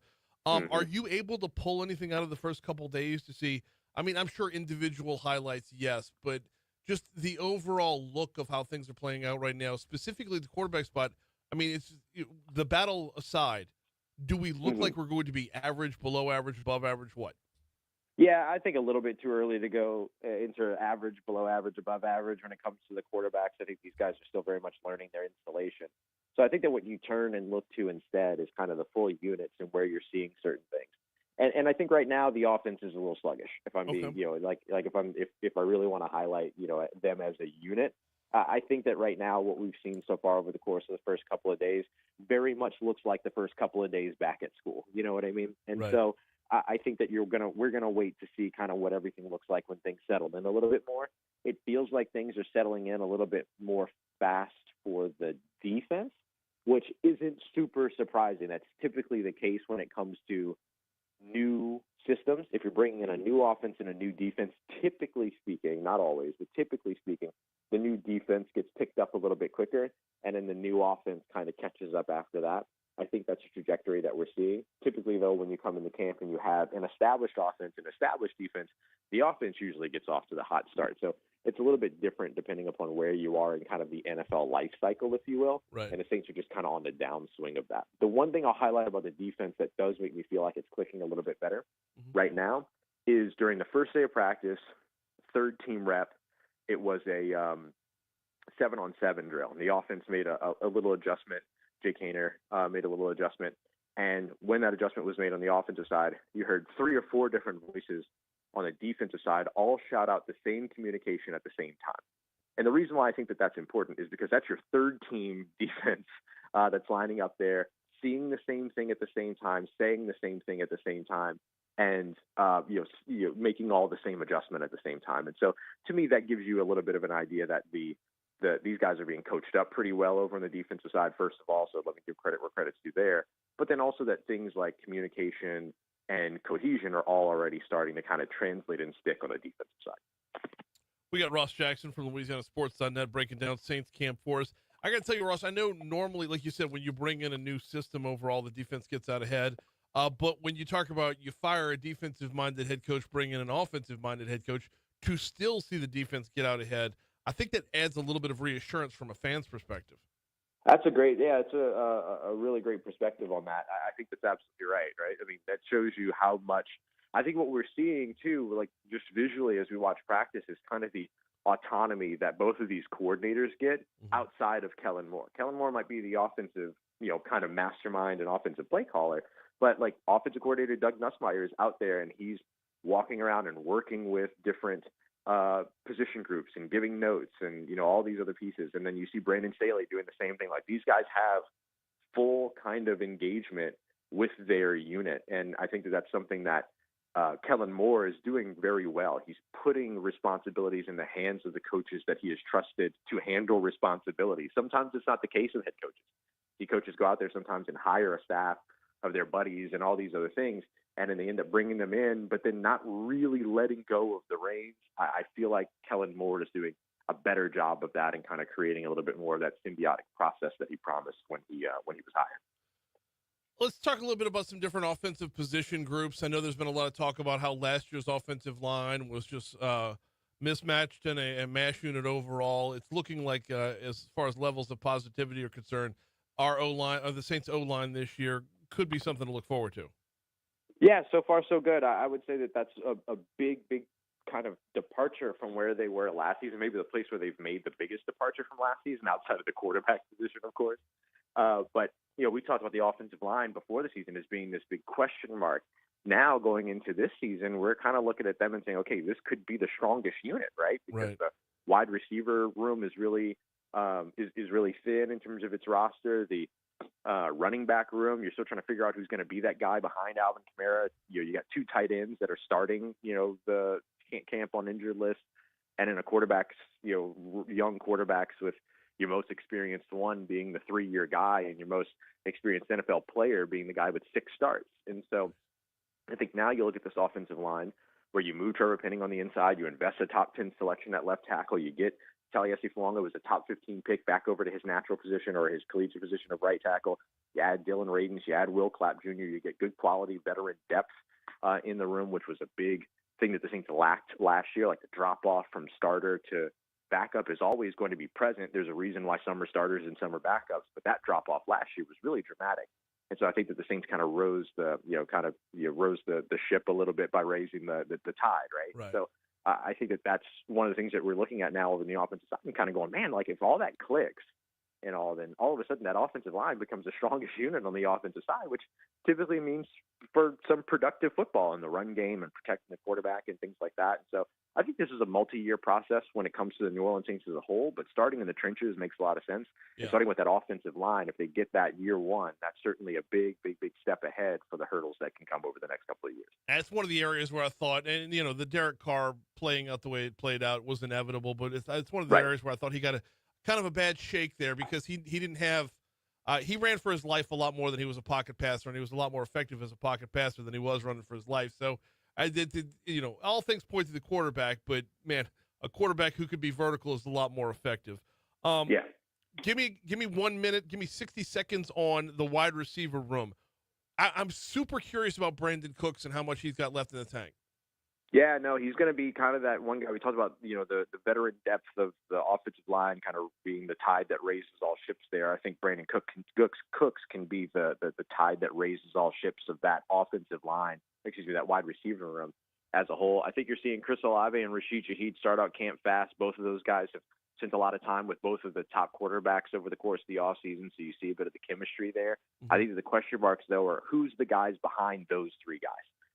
Chris Olave, Rashid Shaheed, Brandon Cooks, Donovan Peoples-Jones be a guy that stands up. Does Bub Means take a leap going into his next year, so on and so forth? That's going to be the next thing that you're really looking for, is who's going to be that next wide receiver that steps up. And honestly, unless these quarterbacks so far have been targeting Rashid Shaheed, Chris Olave, or Brandon Cooks, they haven't found much success in that wide receiver room yet. So they're still waiting for that 4th, 5th, 6th potentially wide receiver to step up here during camp. All right, I'm going to look for a deep cut here, and I want to know if there's any shot that this guy makes the roster because his name is awesome.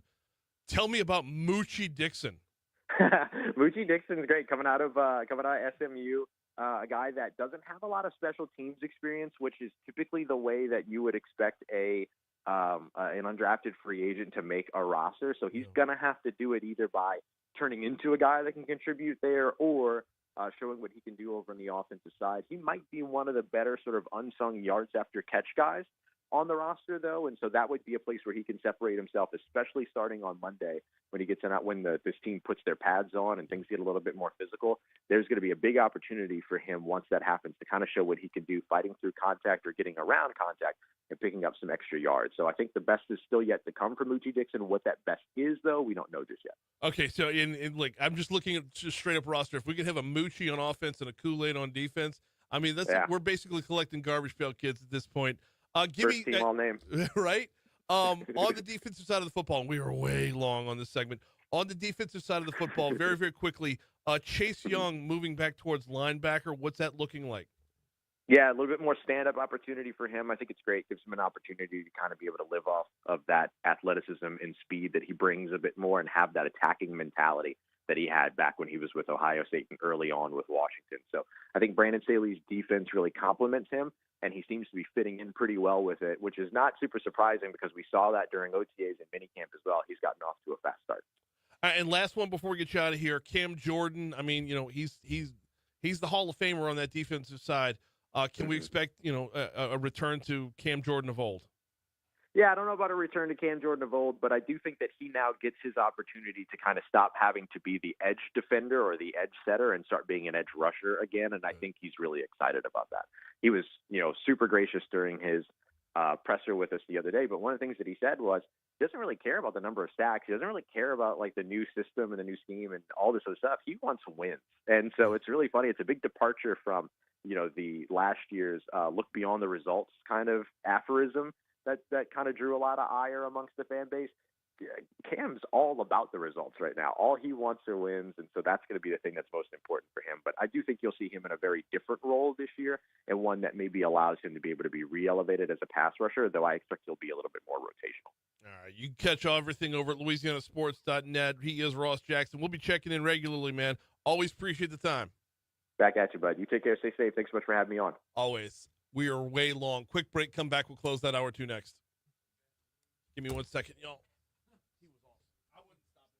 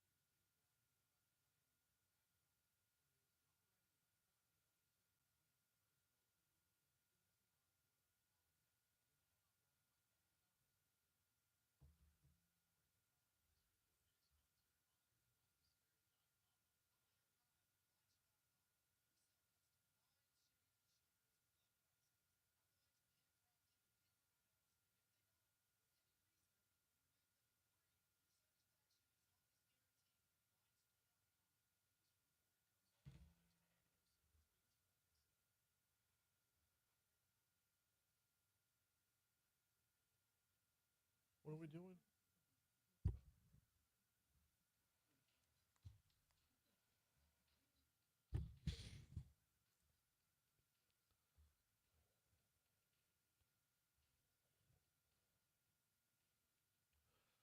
$7:56 Talk 107.3 FM WBRP mornings with Brian Haldane rolling right along.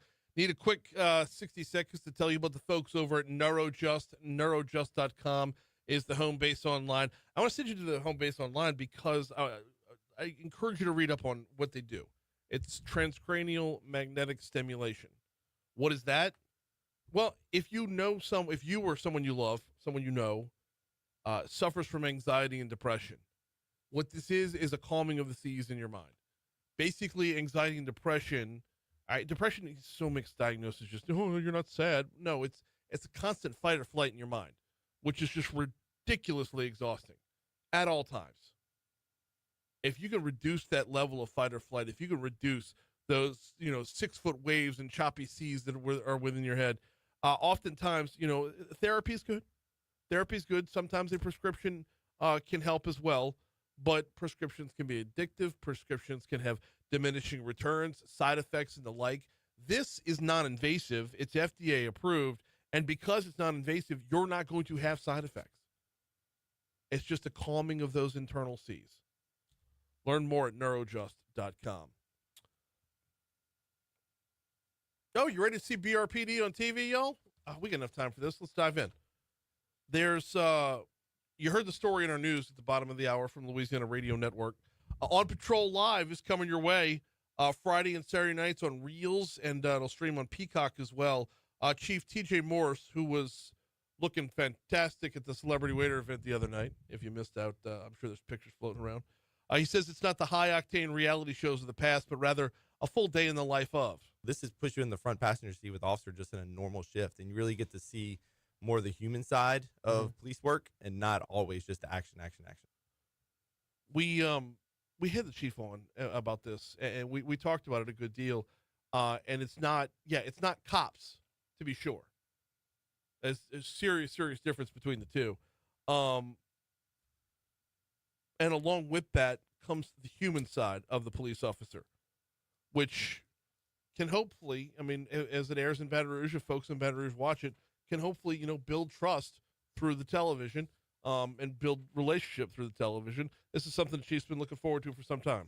I think it's going to be really good for the department, for the city. It's really going to put a spotlight on how great Baton Rouge Police Department is when it comes to comparing us to departments nationwide. And everybody's going to get to see the technology we have and how great our police department really is. The numbers are needed, by the way. Our police department here in Baton Rouge is short-staffed, just like every police department around the nation. Training academies start with fewer and fewer cadets, which means they end with fewer and fewer cadets. There was a serious anti-police sentiment for a number of years. Sentiment? How about sentiment? For a number of years. I think we're on the back end of that. Relationships are being mended, but getting in the game is the last threshold to cross there. I applaud the chief for getting outside the box to find new and inventive ways to draw people in to the department. All right, it's 8:00. Here comes news. I guess they don't credit me when they use my audio. I thought that was gonna be fresher audio. You could hear me in that clip. You heard me in that clip go, Mother. It shouldn't bother me, but it does. I know it's right. It comes from your show, right? And I know, source.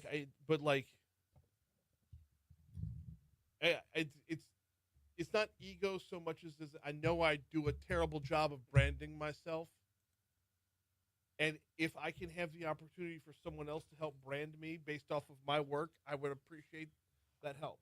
Yeah.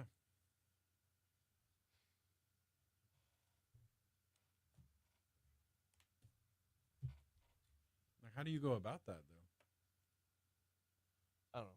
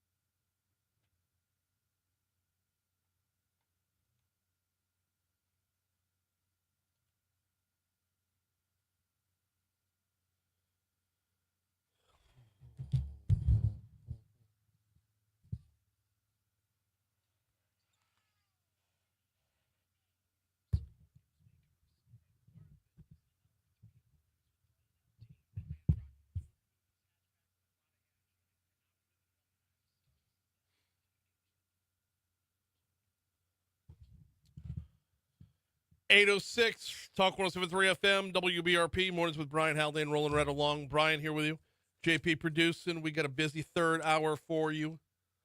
Stepping away from the headlines for a little bit this hour. I mean, one of the headlines is that Restaurant Week continues through tomorrow. That'll be our Foodie Friday. We'll check in with Restaurant Week one more time. But we're going to step away from the headlines in our next segment. There's a movie dropping today called Et Tu, as in from Julius Caesar. Stars actor Lou Diamond Phillips. Had the opportunity to chat with him, and I wasn't going to pass that up. So that's coming your way at 8:20. Looking forward to that conversation, or looking forward to sharing that conversation. I do take a little bit of a deep dive into the movie for a question or two, because it's an intriguing movie. It's a disturbing movie. Some Shining vibes going on. And so there's a couple of questions I have for him about the movie itself, which nobody has seen yet because it drops today. But the overall conversation is awesome, and he's I'm not going to spoil the rest of it because there might be something further to come from that. But we'll get into that in our next segment.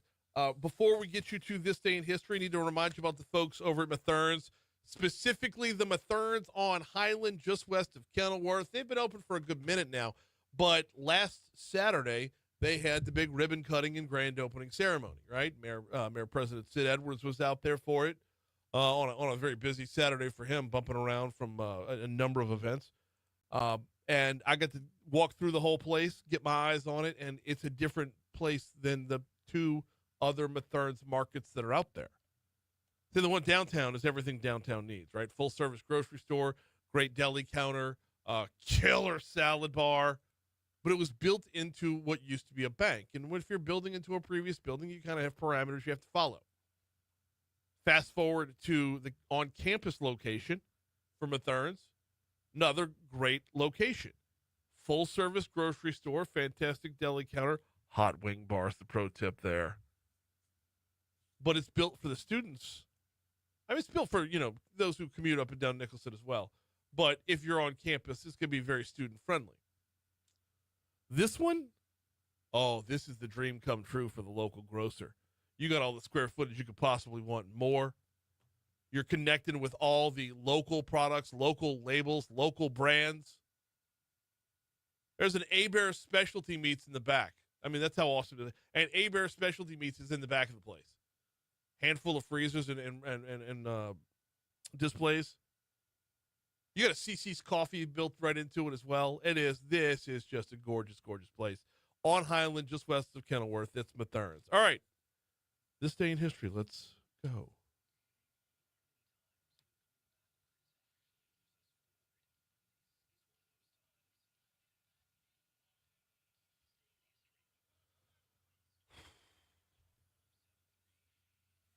Beginning in 1866, where Ulysses S. Grant is named the first general of the Army. Ooh. So the beginning of it. Yeah. Oh. Let's go. 1941, U.S. President Franklin D. Roosevelt banned sale of benzene and gasoline to Japan. Rightfully so. Right? Yeah. 1941. 1944, during World War II, Operation Spring is one of Canada's bloodiest days, with 1,444 casualties, including 441 killed in a single day. Really? Oof. Man. 1961, in a speech, U.S. President John F. Kennedy emphasizes that any attack on Berlin is an attack on NATO. Is that the Ich bin ein Berliner speech? It might be. Okay. It might be. We talked about that recently. Yeah. Yeah. Just in terms of, thank God it wasn't in Hamburg. I mean, John F. Kennedy can say, Yeah. I'm a Berliner. He can't say I'm a hamburger. Right. Exactly. Yeah. Come on, man. I got dad jokes, man. Lost in translation. I got dad jokes. Yeah, got it. Hey, music news here. 1965, Bob Dylan is booed by sections of the crowd at a Newport Folk Festival for performing with an electric guitar, beginning the era of folk rock. Okay. That was a big no-no. Yeah, he was supposed to have the acoustic going over there. Oh, man, music news. More music news. I'm excited about this. 1980, Atlantic Records released Back in Black by AC/DC, the 7th studio album. That's awesome. Yeah, their first featuring lead singer Brian Johnson. Okay. Selling over 50 million copies. And keeping it in the rock world, 1983, Metallica's debut album, Kill 'Em All, released. Kill 'Em All's that old? Yeah. Yeah. And you know what? Speaking of wrestling, you know, we've been Golly. talking about wrestling. It's been a theme this morning. That album had the song Seek and Destroy on it, which Yeah. was, you know, Sting used that as his walkout music for a while. Like And so- 15 years after. Yeah. 1983. Man. It's All good. right. But, you know, it's the gum. correlation. Music. No, wrestling. I would have pinned that album for like 88, 89. Yeah. Yeah, man. All right. Old. You know what? Someone else we were talking about earlier this morning, Billy Joel. Today, a year ago, he performs the 150th and final show of his 10-year, once-a-month residency at Madison Square Garden. Okay. So he ended that a year ago today. Billy Joel. Billy Joel. Hopefully he's he's good. He's Hopefully been having some problems in his brain lately. Right. See, that's what So kind of worries me. yeah. Anything else on this day? No. That's all right. Let me see. Moving on to birthdays here. You know, we just mentioned her death the other day, but today, Estelle Getty, Oh. her birthday today, All right. and she passed away. On the 22nd of 2008. We just shared that the other day. Matt LeBlanc as well today. Joey. Actor. Yep, Joey. Okay. Joey Tribbiani. Yeah. Let's see. Who else do you have on your end? I know. So I got a couple of from the world of sports. Yeah, I saw that. We got Ben Hogan, legendary golfer Ben Hogan. We've got Walter Payton, legendary running back Walter Payton. We've got New Orleans St. Alvin Kamara. Yep. Saw him Is the on list. there. And I'm gonna throw one at you here that otherwise I don't know that we'd get out there. Is Emmett Till. Emmett Till's birthday Yes. is today. Born on this day in 1941. Tragedy indeed, but Yep. Yeah, absolutely. nonetheless should be mentioned. Let's see. You know what else is a tragedy today in deaths? Okay. Oh man, Judith Barcy. I feel like I should know that name. I feel What am I like, missing? Yeah. So she was a child actress. She was. Unfortunately, she was murdered by her dad of all people. What? Yeah. Okay. She did voices in All Dogs Go to Heaven, which is actually was her final performance. And oh man, tragedy. Just it's a video that's been circulating around. Where Burt Reynolds did the voice of the main character of the dog. And, Okay. yeah, apparently her passing. You know, he had to finish one last scene by himself because she wasn't there, and just a tragic situation. But nonetheless, yeah, don't want Alright. to spend too much time on that. But yeah, unfortunately, Judith Barcy today. All right. I didn't have any, by Who the way. else? Oh, really? Yeah, I was gonna say it was. I mean, you know, you got Robert Todd Lincoln, which was the son of Abraham Lincoln. Okay. Him as well today. Hey, what about Paul Sorvino? Oh wow, Big Paulie. Yes. All right. Yeah. Yep. All right. Let's see. And you know what? Moving on to national days. Yeah. Culinarians Day. What?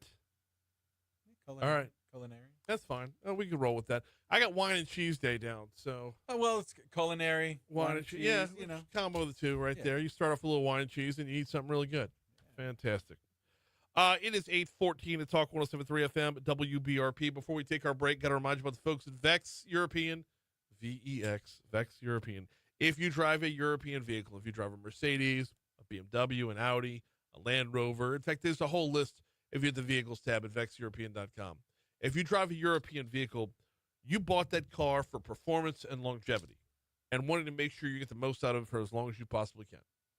That's where Vinny and his team come in at Vex European, by pairing you with a master-level technician for your make of vehicle. Check them out online at vexeuropean.com. You can make your appointment right there at vexeuropean.com. But your European vehicle isn't ordinary. Your technician shouldn't be either. vexeuropean.com. All right. I have to run upstairs right quick. I shall be returned.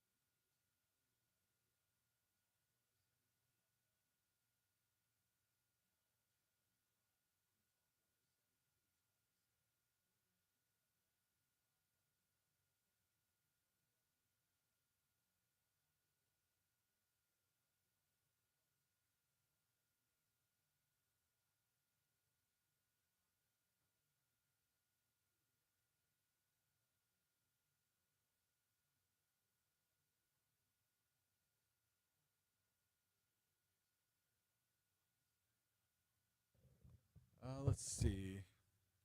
Billy Joel was recently canceled because of some lyrics in an old song. What's wrong with people? I agree, Galen.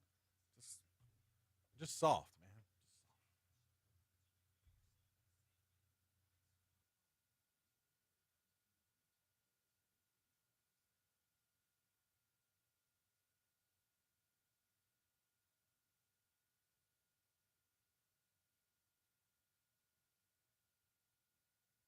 All right. There are movies that suck you in, and there are movies that suck you in and then get weird. And this one is in that latter category. Want to welcome to the show Lou Diamond Phillips. My goodness, man. How are you? I'm good, Brian. Thanks so much for having me. And yes, that's a very apt description, I think. So, yeah, okay. It's called Et Tu, and it is phenomenal. And you play a director who loses his mind during a production of Julius Caesar. Let's talk a little bit about this. Let's talk about it. You've done just about everything in your career. What brought you to this project? Because when you take on this role, you lose your mind, dude. Yeah, no, it was a deep dive, man. I mean, first of all, the script came to me with Malcolm McDowell attached, so I'm predisposed to want to do it because I love Malcolm and I've been a fan of his for decades, really. And as I'm reading the script, I mean, it just, it just touched so many buttons, from my training. I have a degree in theater from the University of Texas at Arlington. I've been on Broadway. I've known these people. I try to get back on stage every few years.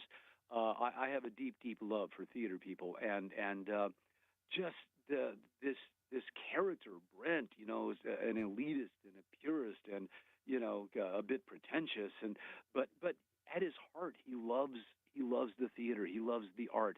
He loves the craft of it, the tradition, and so there's a lot to admire there. But then you twist it, you take it to the nth degree, and that passion becomes psychotic, and it just it was just so much fun to play. Is it okay? So it's the passion that becomes psychotic. It's not like we're not dealing with some kind of the theater wasn't haunted here, was it? I'm not going to say. Okay. There's some very interesting possibilities there. Malcolm McDowell plays the theater janitor, and I commiserate with him because I think the young man playing Brutus is stooping my wife. Yeah. And he gives me some questionable advice, and maybe pushes me in the wrong direction. But some people have said that the movie is like The Shining meets Birdman. So there definitely is something a little otherworldly going on. I love that description right there. And I thought Malcolm McDowell's character, I didn't think he was real until he conversed with another character. When it was just you and him talking, I'm like, this is all inside of Brent's mind. This is not real. Well, yes. Yeah, trying to avoid spoilers here because it's same. No, it is such a twisty, turny kind of plot. It absolutely is, and once it really gets rolling, and the parallels behind the backstory start matching up, it just gets amazing. It's called Et Tu. Is this what you like doing the most? People ask me what my favorite genre is, and I always answer that employment is my favorite genre. Yeah, right. No, I mean, what I'm really, really grateful about is that I started off doing everything. Even through high school, through college, I wrote, I directed, I acted. Obviously, the acting thing took off, which is really wonderful for me. But I continue to direct. I'm directing a lot more television these days. I continue to write. My wife Yvonne and I have a couple of books out, The Tinderbox Soldier of Endura and The Tinderbox Underground Movement, that are kind of sci-fantasy, Game of Thrones meets Star Wars in space. And so just the fact that I can continue to do these things that I love and have them, find a platform and find an audience. I mean, I'm incredibly grateful for all of that. Are you finding that it's easier to find audiences these days, or just with so many different platforms, making that connection gets harder? Wow, I think both things that you said are true.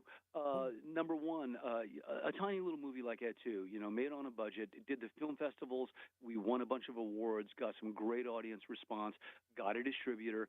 I could not be more thrilled that it's getting out and that people are going to see it. But then there is so much, like you said, there's so many platforms. There's so much going on. It's hard to get eyeballs. It's hard to get, butts in seats, as they say. Which is why I'm here talking to you. I mean, if you believe in the project, you got to get out there and hit the bricks and beat the bushes.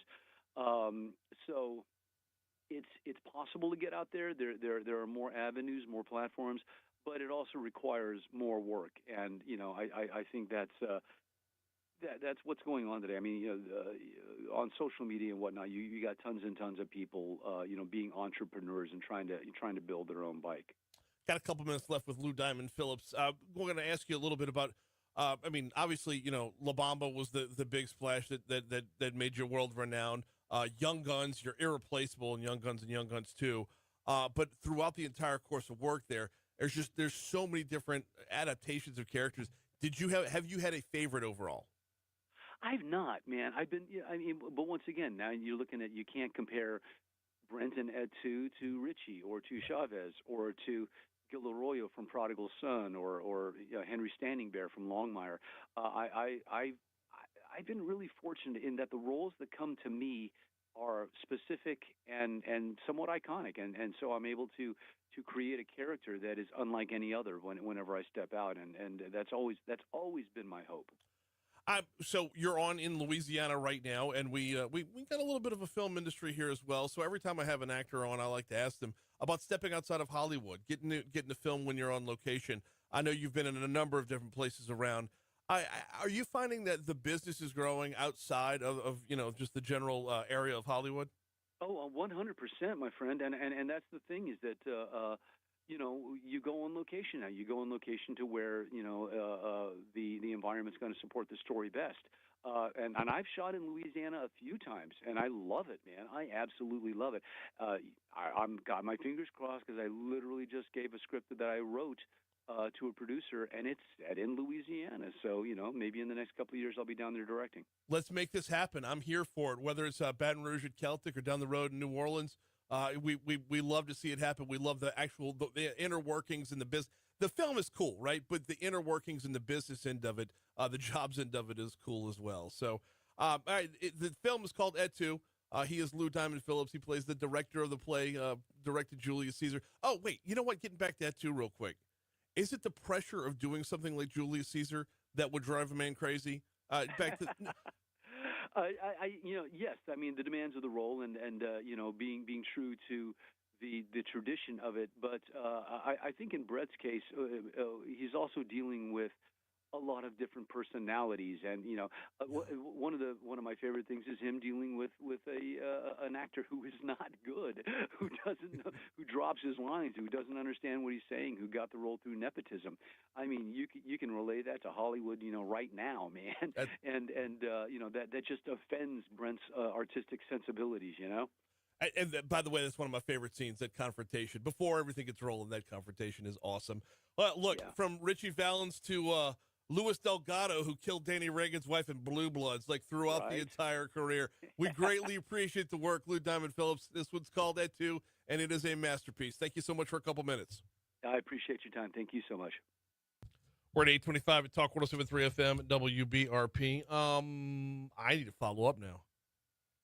I need to follow up and find out what that script is. We can get him in here, man. Let's get him making a movie in Louisiana. Let's go. Let's get some people to work. Yeah. Let's get some graphic artists to work. Let's get some actors to work. Let's get some set designers to work. Let's get some effects people. Right? It's a business. Absolutely. And he was very upfront about that end of it, right? Like on the front end, talking about I like whatever pays the bills, or however he phrased it. But it's a job. Yeah. It's employment. Exactly. Yep. It's about jobs and growing jobs. So, good stuff right there from Lou Diamond Phillips. And the movie is so disturbing. So, he mentioned The Shining in there. Yeah. It's got those vibes. And Malcolm McDowell plays the janitor, and you don't know if he's real or if he's a figment of Lou Diamond Phillips' imagination. So it drops today. It's a good film. Be ready for it. It's different, but any chance we have to talk Hollywood South, which I was able to squeeze in there, I'm always going to do that. We got a couple minutes before we hit news, traffic, and weather, and then I believe we have. I'm looking for. I don't see our restaurant folks here yet. Let me. We might have to pivot here.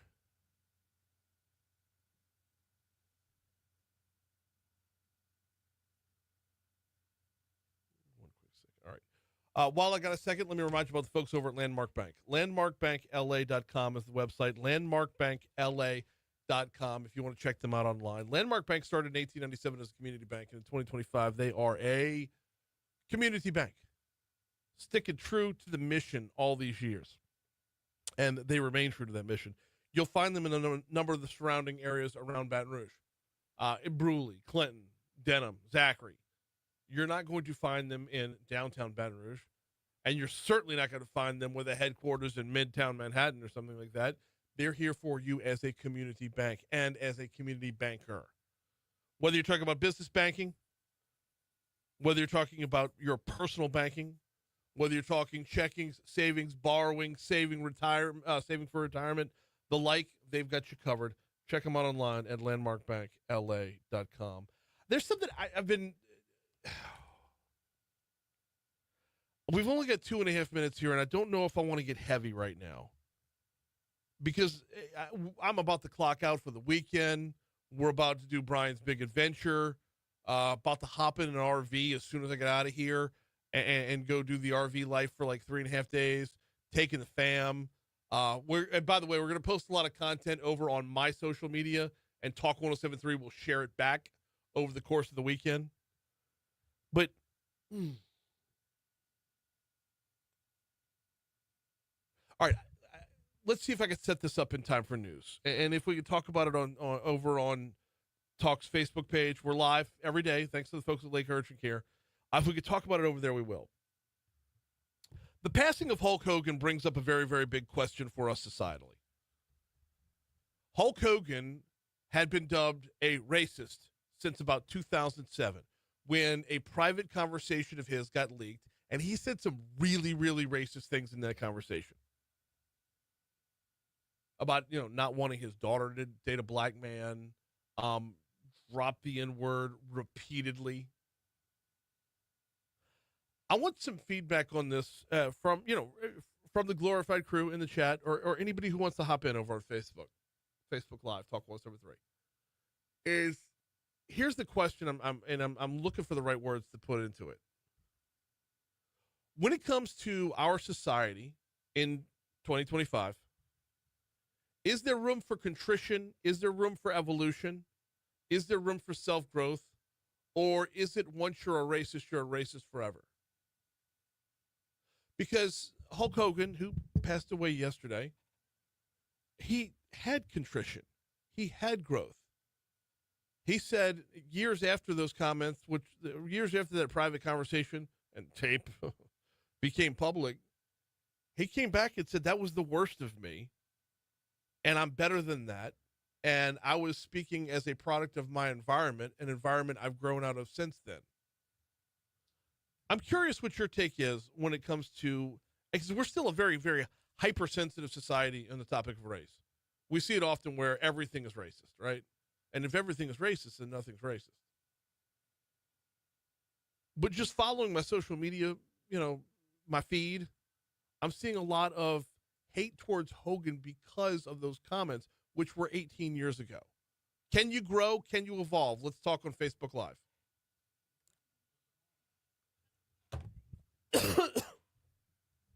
In short, absolutely. Yeah. But of course, us as a society, if we got a little bit of dirt on you, we'll use it to bury you. Oh, yeah. You know what I mean? Like, yeah. Well, the song Dirty Laundry, right. know? Yeah. Kick them when they're up, kick them when they're down. So right after you had to go step away. This was mentioned by, it was Galen. Apparently, Billy Joel was recently canceled because of some lyrics in an old song. What's wrong with people? And I kind of mentioned that you can't change what you've said, right? And what were the lyrics? See, that's what I'm wondering. What could have been so... Thank you. Yeah, wasn't it a good interview? That's why I do those. I know it. he's just a dude, man. Like I could see him coming to Louisiana to film a movie and like wanting to come in studio and plug the shit out of it and like bring coworkers with him. Like this is Dan, he's a set designer. Right. You know? After that conversation, I could see that.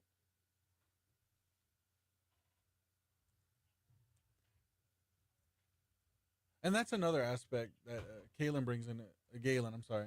When he was recently baptized a few years ago, it's like, do we all have a past? Sure. Unfortunately, like, especially in those situations, I think with celebrity, everything's recorded, everything's documented. Even if you don't know it, you have so much that could be used against you.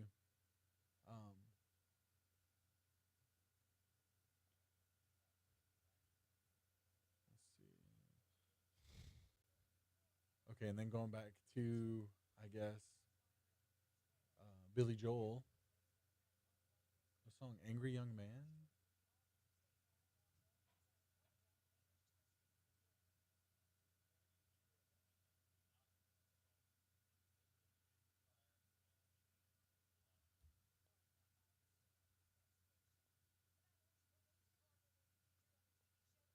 I don't know. I mean,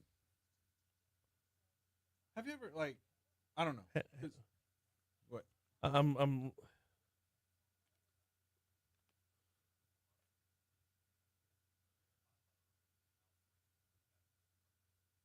the issue of denying responsibility. Yeah, those poor white baby boomers, how terrible it must have been for so much to happen in your lives with so little that you could do about it too.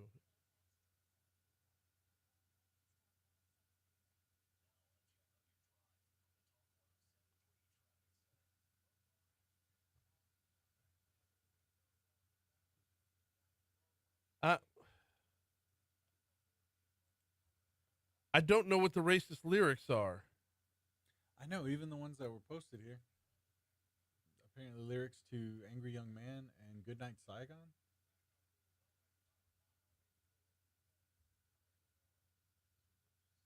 The lyrics were in "Who was wrong, who was right." Oh man, where'd it go?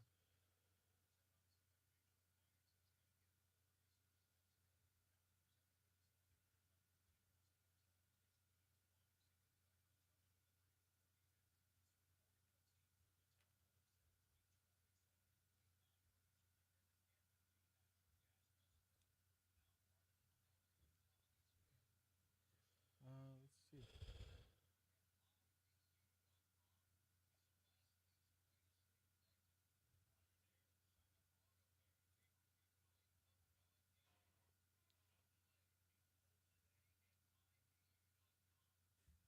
We're gonna have to pivot, boss.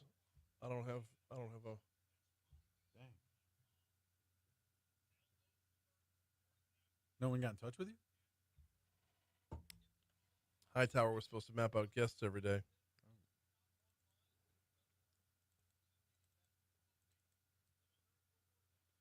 You doing weather live, or you want to play it? Play it, please.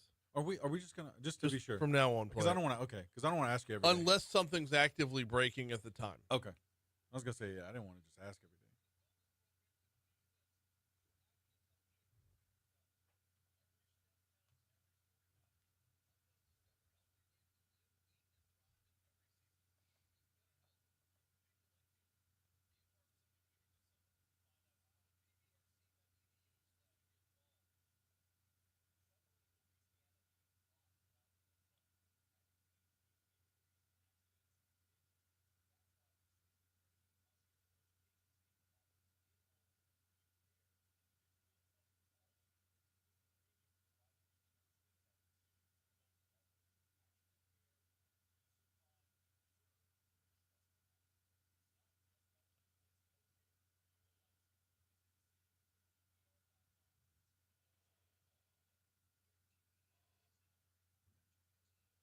I'm not. I don't.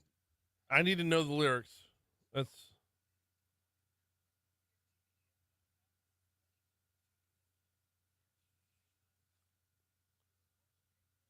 Galen posted some lyrics, but I don't see in any way they would be considered. They would be deemed controversial. I don't know. I mean, okay. I believe I've passed the age of consequences and righteous rage. That's a line. Critics say the lyric downplays youthful activism and idealism. Really? I guess when you come from the age of like NWA and like gangster rap, like those, if that's an offensive line, I don't know. Like, you know what I mean? Yeah. Like NWA song titles are more offensive than that. I mean,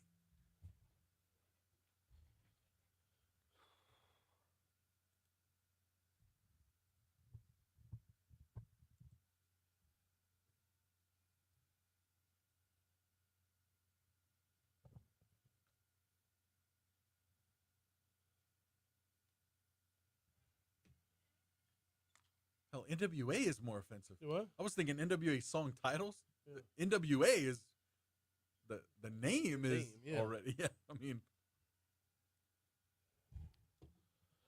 838 Talk 107.3 FM WBRP Mornings with Brian Haldane rolling right along.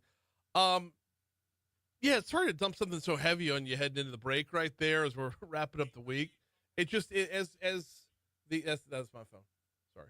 Freaked out a little bit. As with the passing of Hulk Hogan yesterday, and you look at how do you judge a man and how do you judge a man's life and legacy. And I'm just sitting here as a white dude. Like that's what I know. And I grew up with the Hulkster. I grew up a little Hulkamaniac, you know. That's Hulk versus Andre the Giant. The big was it WrestleMania 3 was the big one. That's what I remember of him. I remember Thunder Lips. But for a lot of folks out there, there was a video from 2007, a private conversation, a very, very private video to be sure, that ended up getting leaked.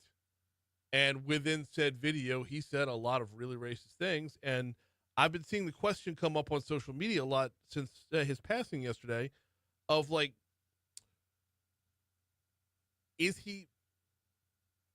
why would he be assumed to still be that guy today? And that was the question I wanted to pose to our Facebook chat heading into the break, is that, like, if you have a moment that is your worst moment as far as racism is concerned, can you grow? Can you evolve? Can you change? What was that? Remember the movie American History X? Yes. Like, dude had to go to prison to change, but dude changed, right? Yeah. You can learn that hatred is the wrong path. You can learn that it's, you can learn your way out of something that you've been taught. And Hogan came back years later saying it was never should have said it, apologize, and then said, that wasn't me as much as it was the environment I was brought up in. Which I don't know how much that is reason and how much that is excuse, but nonetheless, years after his comments, he certainly had contrition for said comments and growth from those. And I'm just, that's one of the things I'm curious about right there.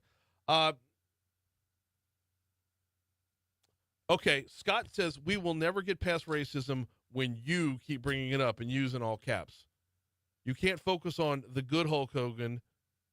Did you got to bring up the negative, good job, and calls me a name? I was like, I'm bringing it up because I'm seeing it in a number of other places. It's not like I'm inventing this out of nowhere. If you Google Hulk Hogan racist, you're going to have thousands of responses right there. I didn't make this topic up just to make it up. And it's something that I think that we need to give some actual introspection to.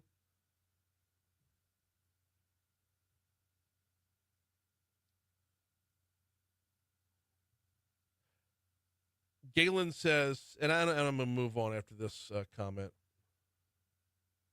Galen says Hulk Hogan was recently baptized. Who am I to question this?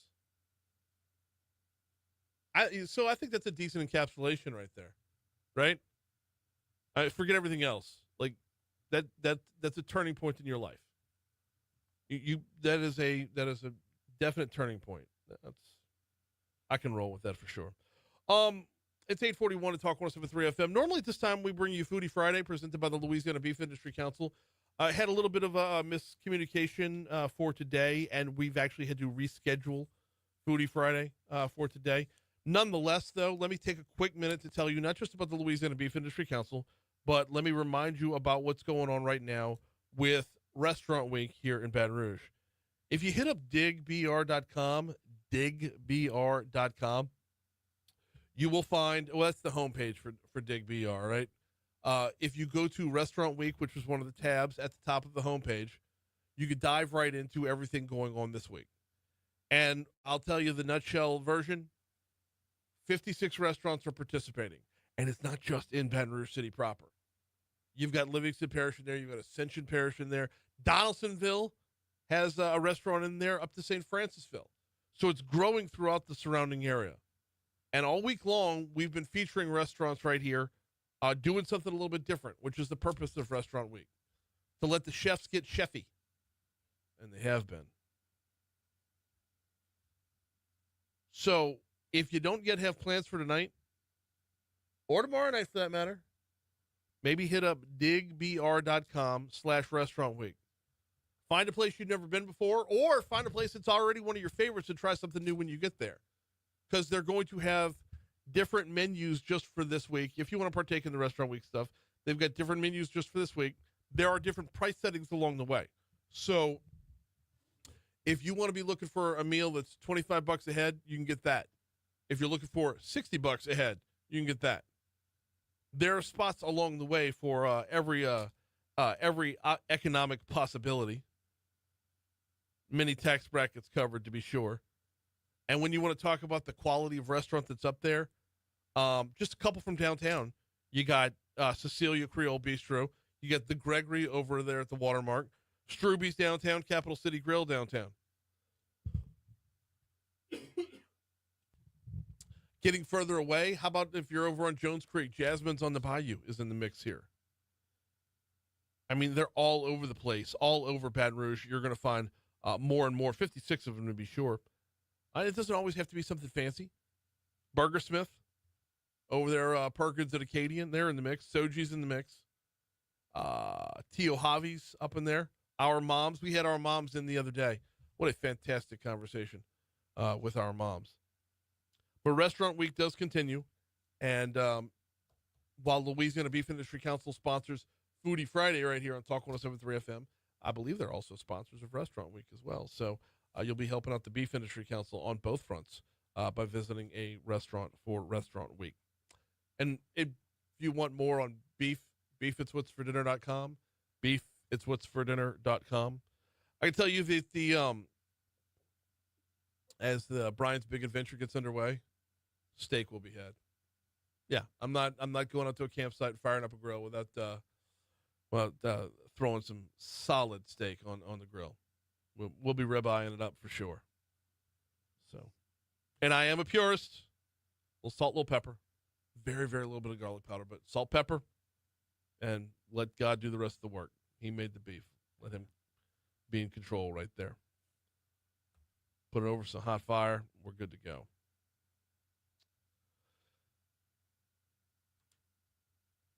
Can we revisit a story that we talked about earlier in the show? I want to go back to that On Patrol Live. We were talking about this earlier. Baton Rouge Police Chief T.J. Moore sounding off on Baton Rouge Police Department being featured on Patrol Live. And cut 13, if you would, John.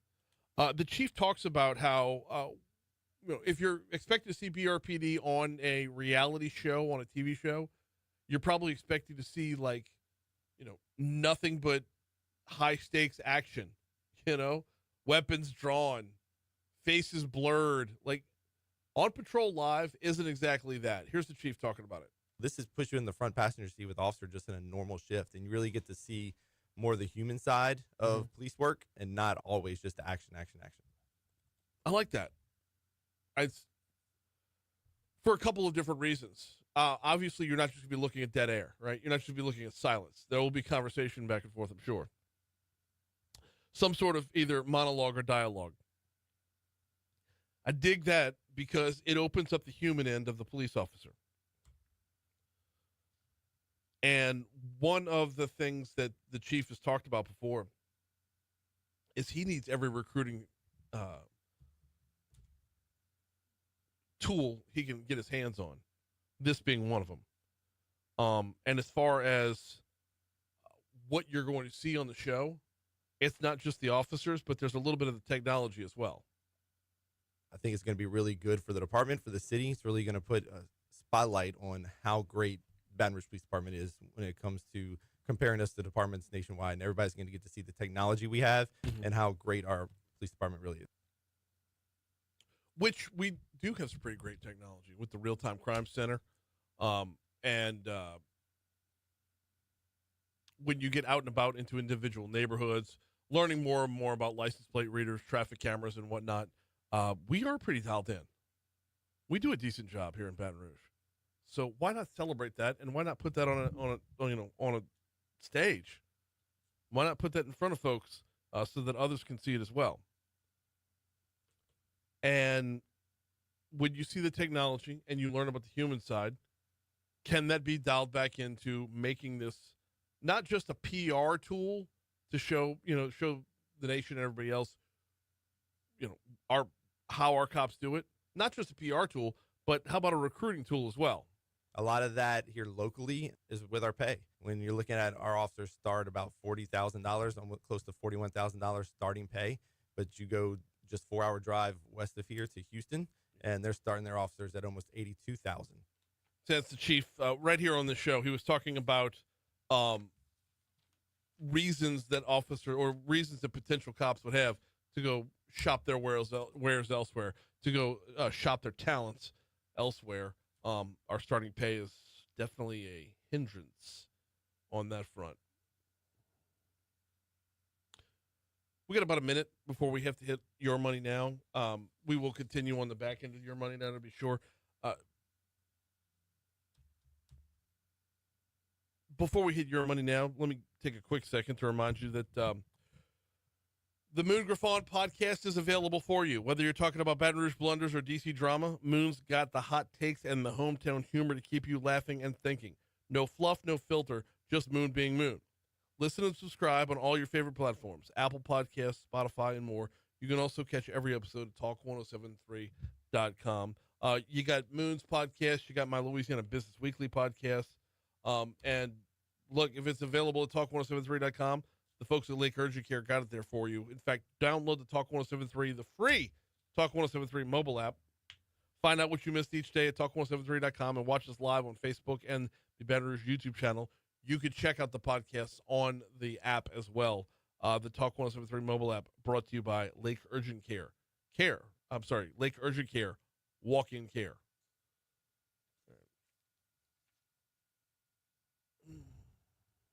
Getting your, you jumped on me. That's too quick there, JP. It's all right. Here comes Your Money Now. It was that pause. I know, but that was going to be like 20 seconds. Oh. I was like, where are we going? Where are we going with this? Debbie says as you drive to Robert on I-12, check the trees. What does that mean?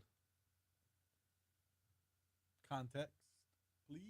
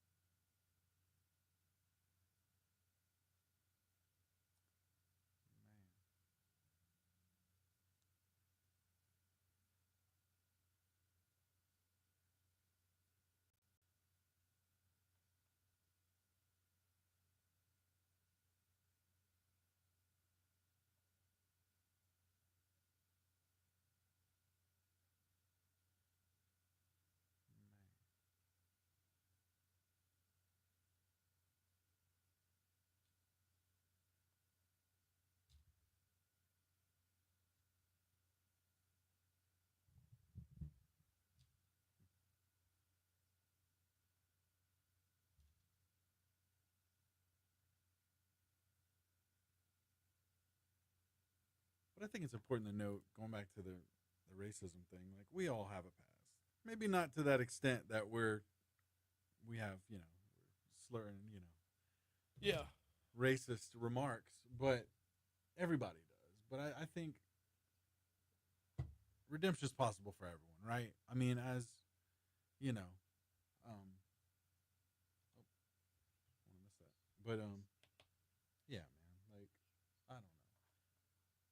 And then you wonder, okay, well, being that it was brought up, baptism, right? I mean, if he's baptized, if he's truly repentant, right? Like if he's, then redemption is possible for everybody, right?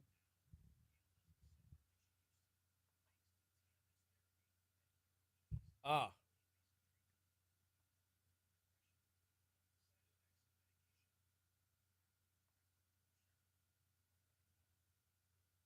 Told you I'd forget.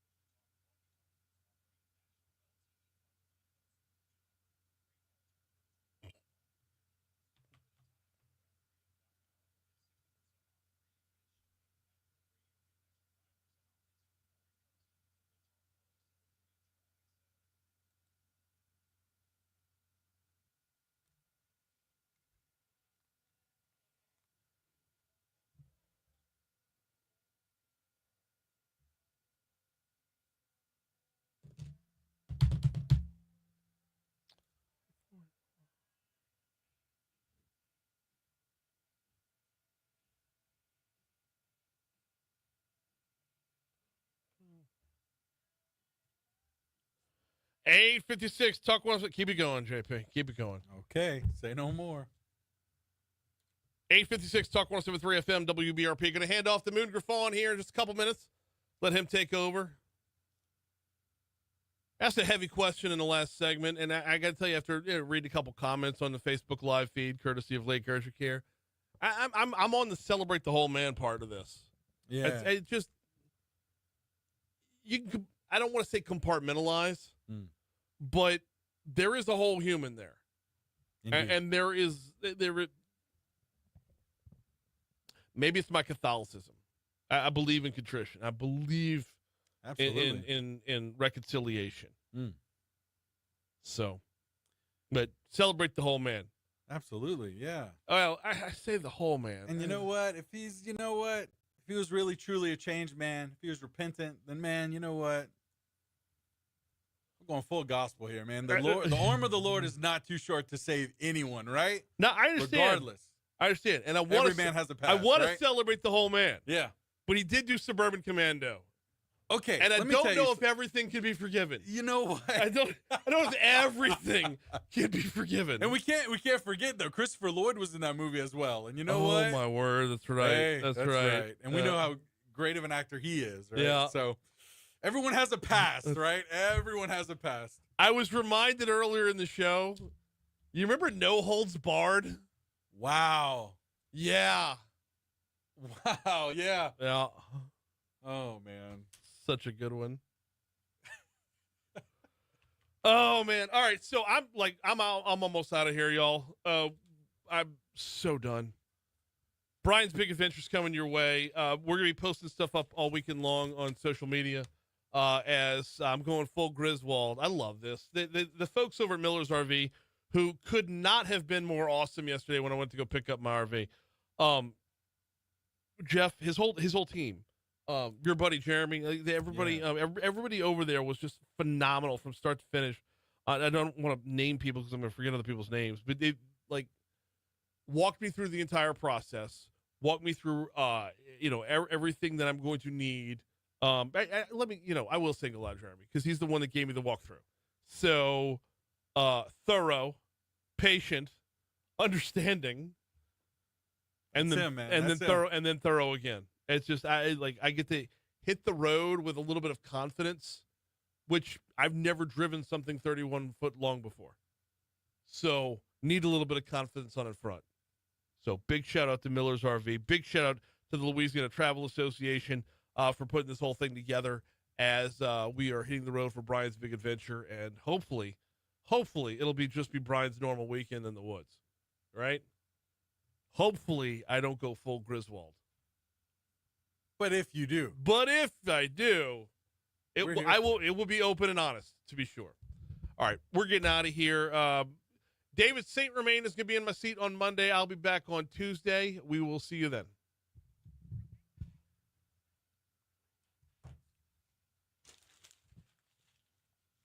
All right, guys. Be nice to David, and we'll see you Tuesday.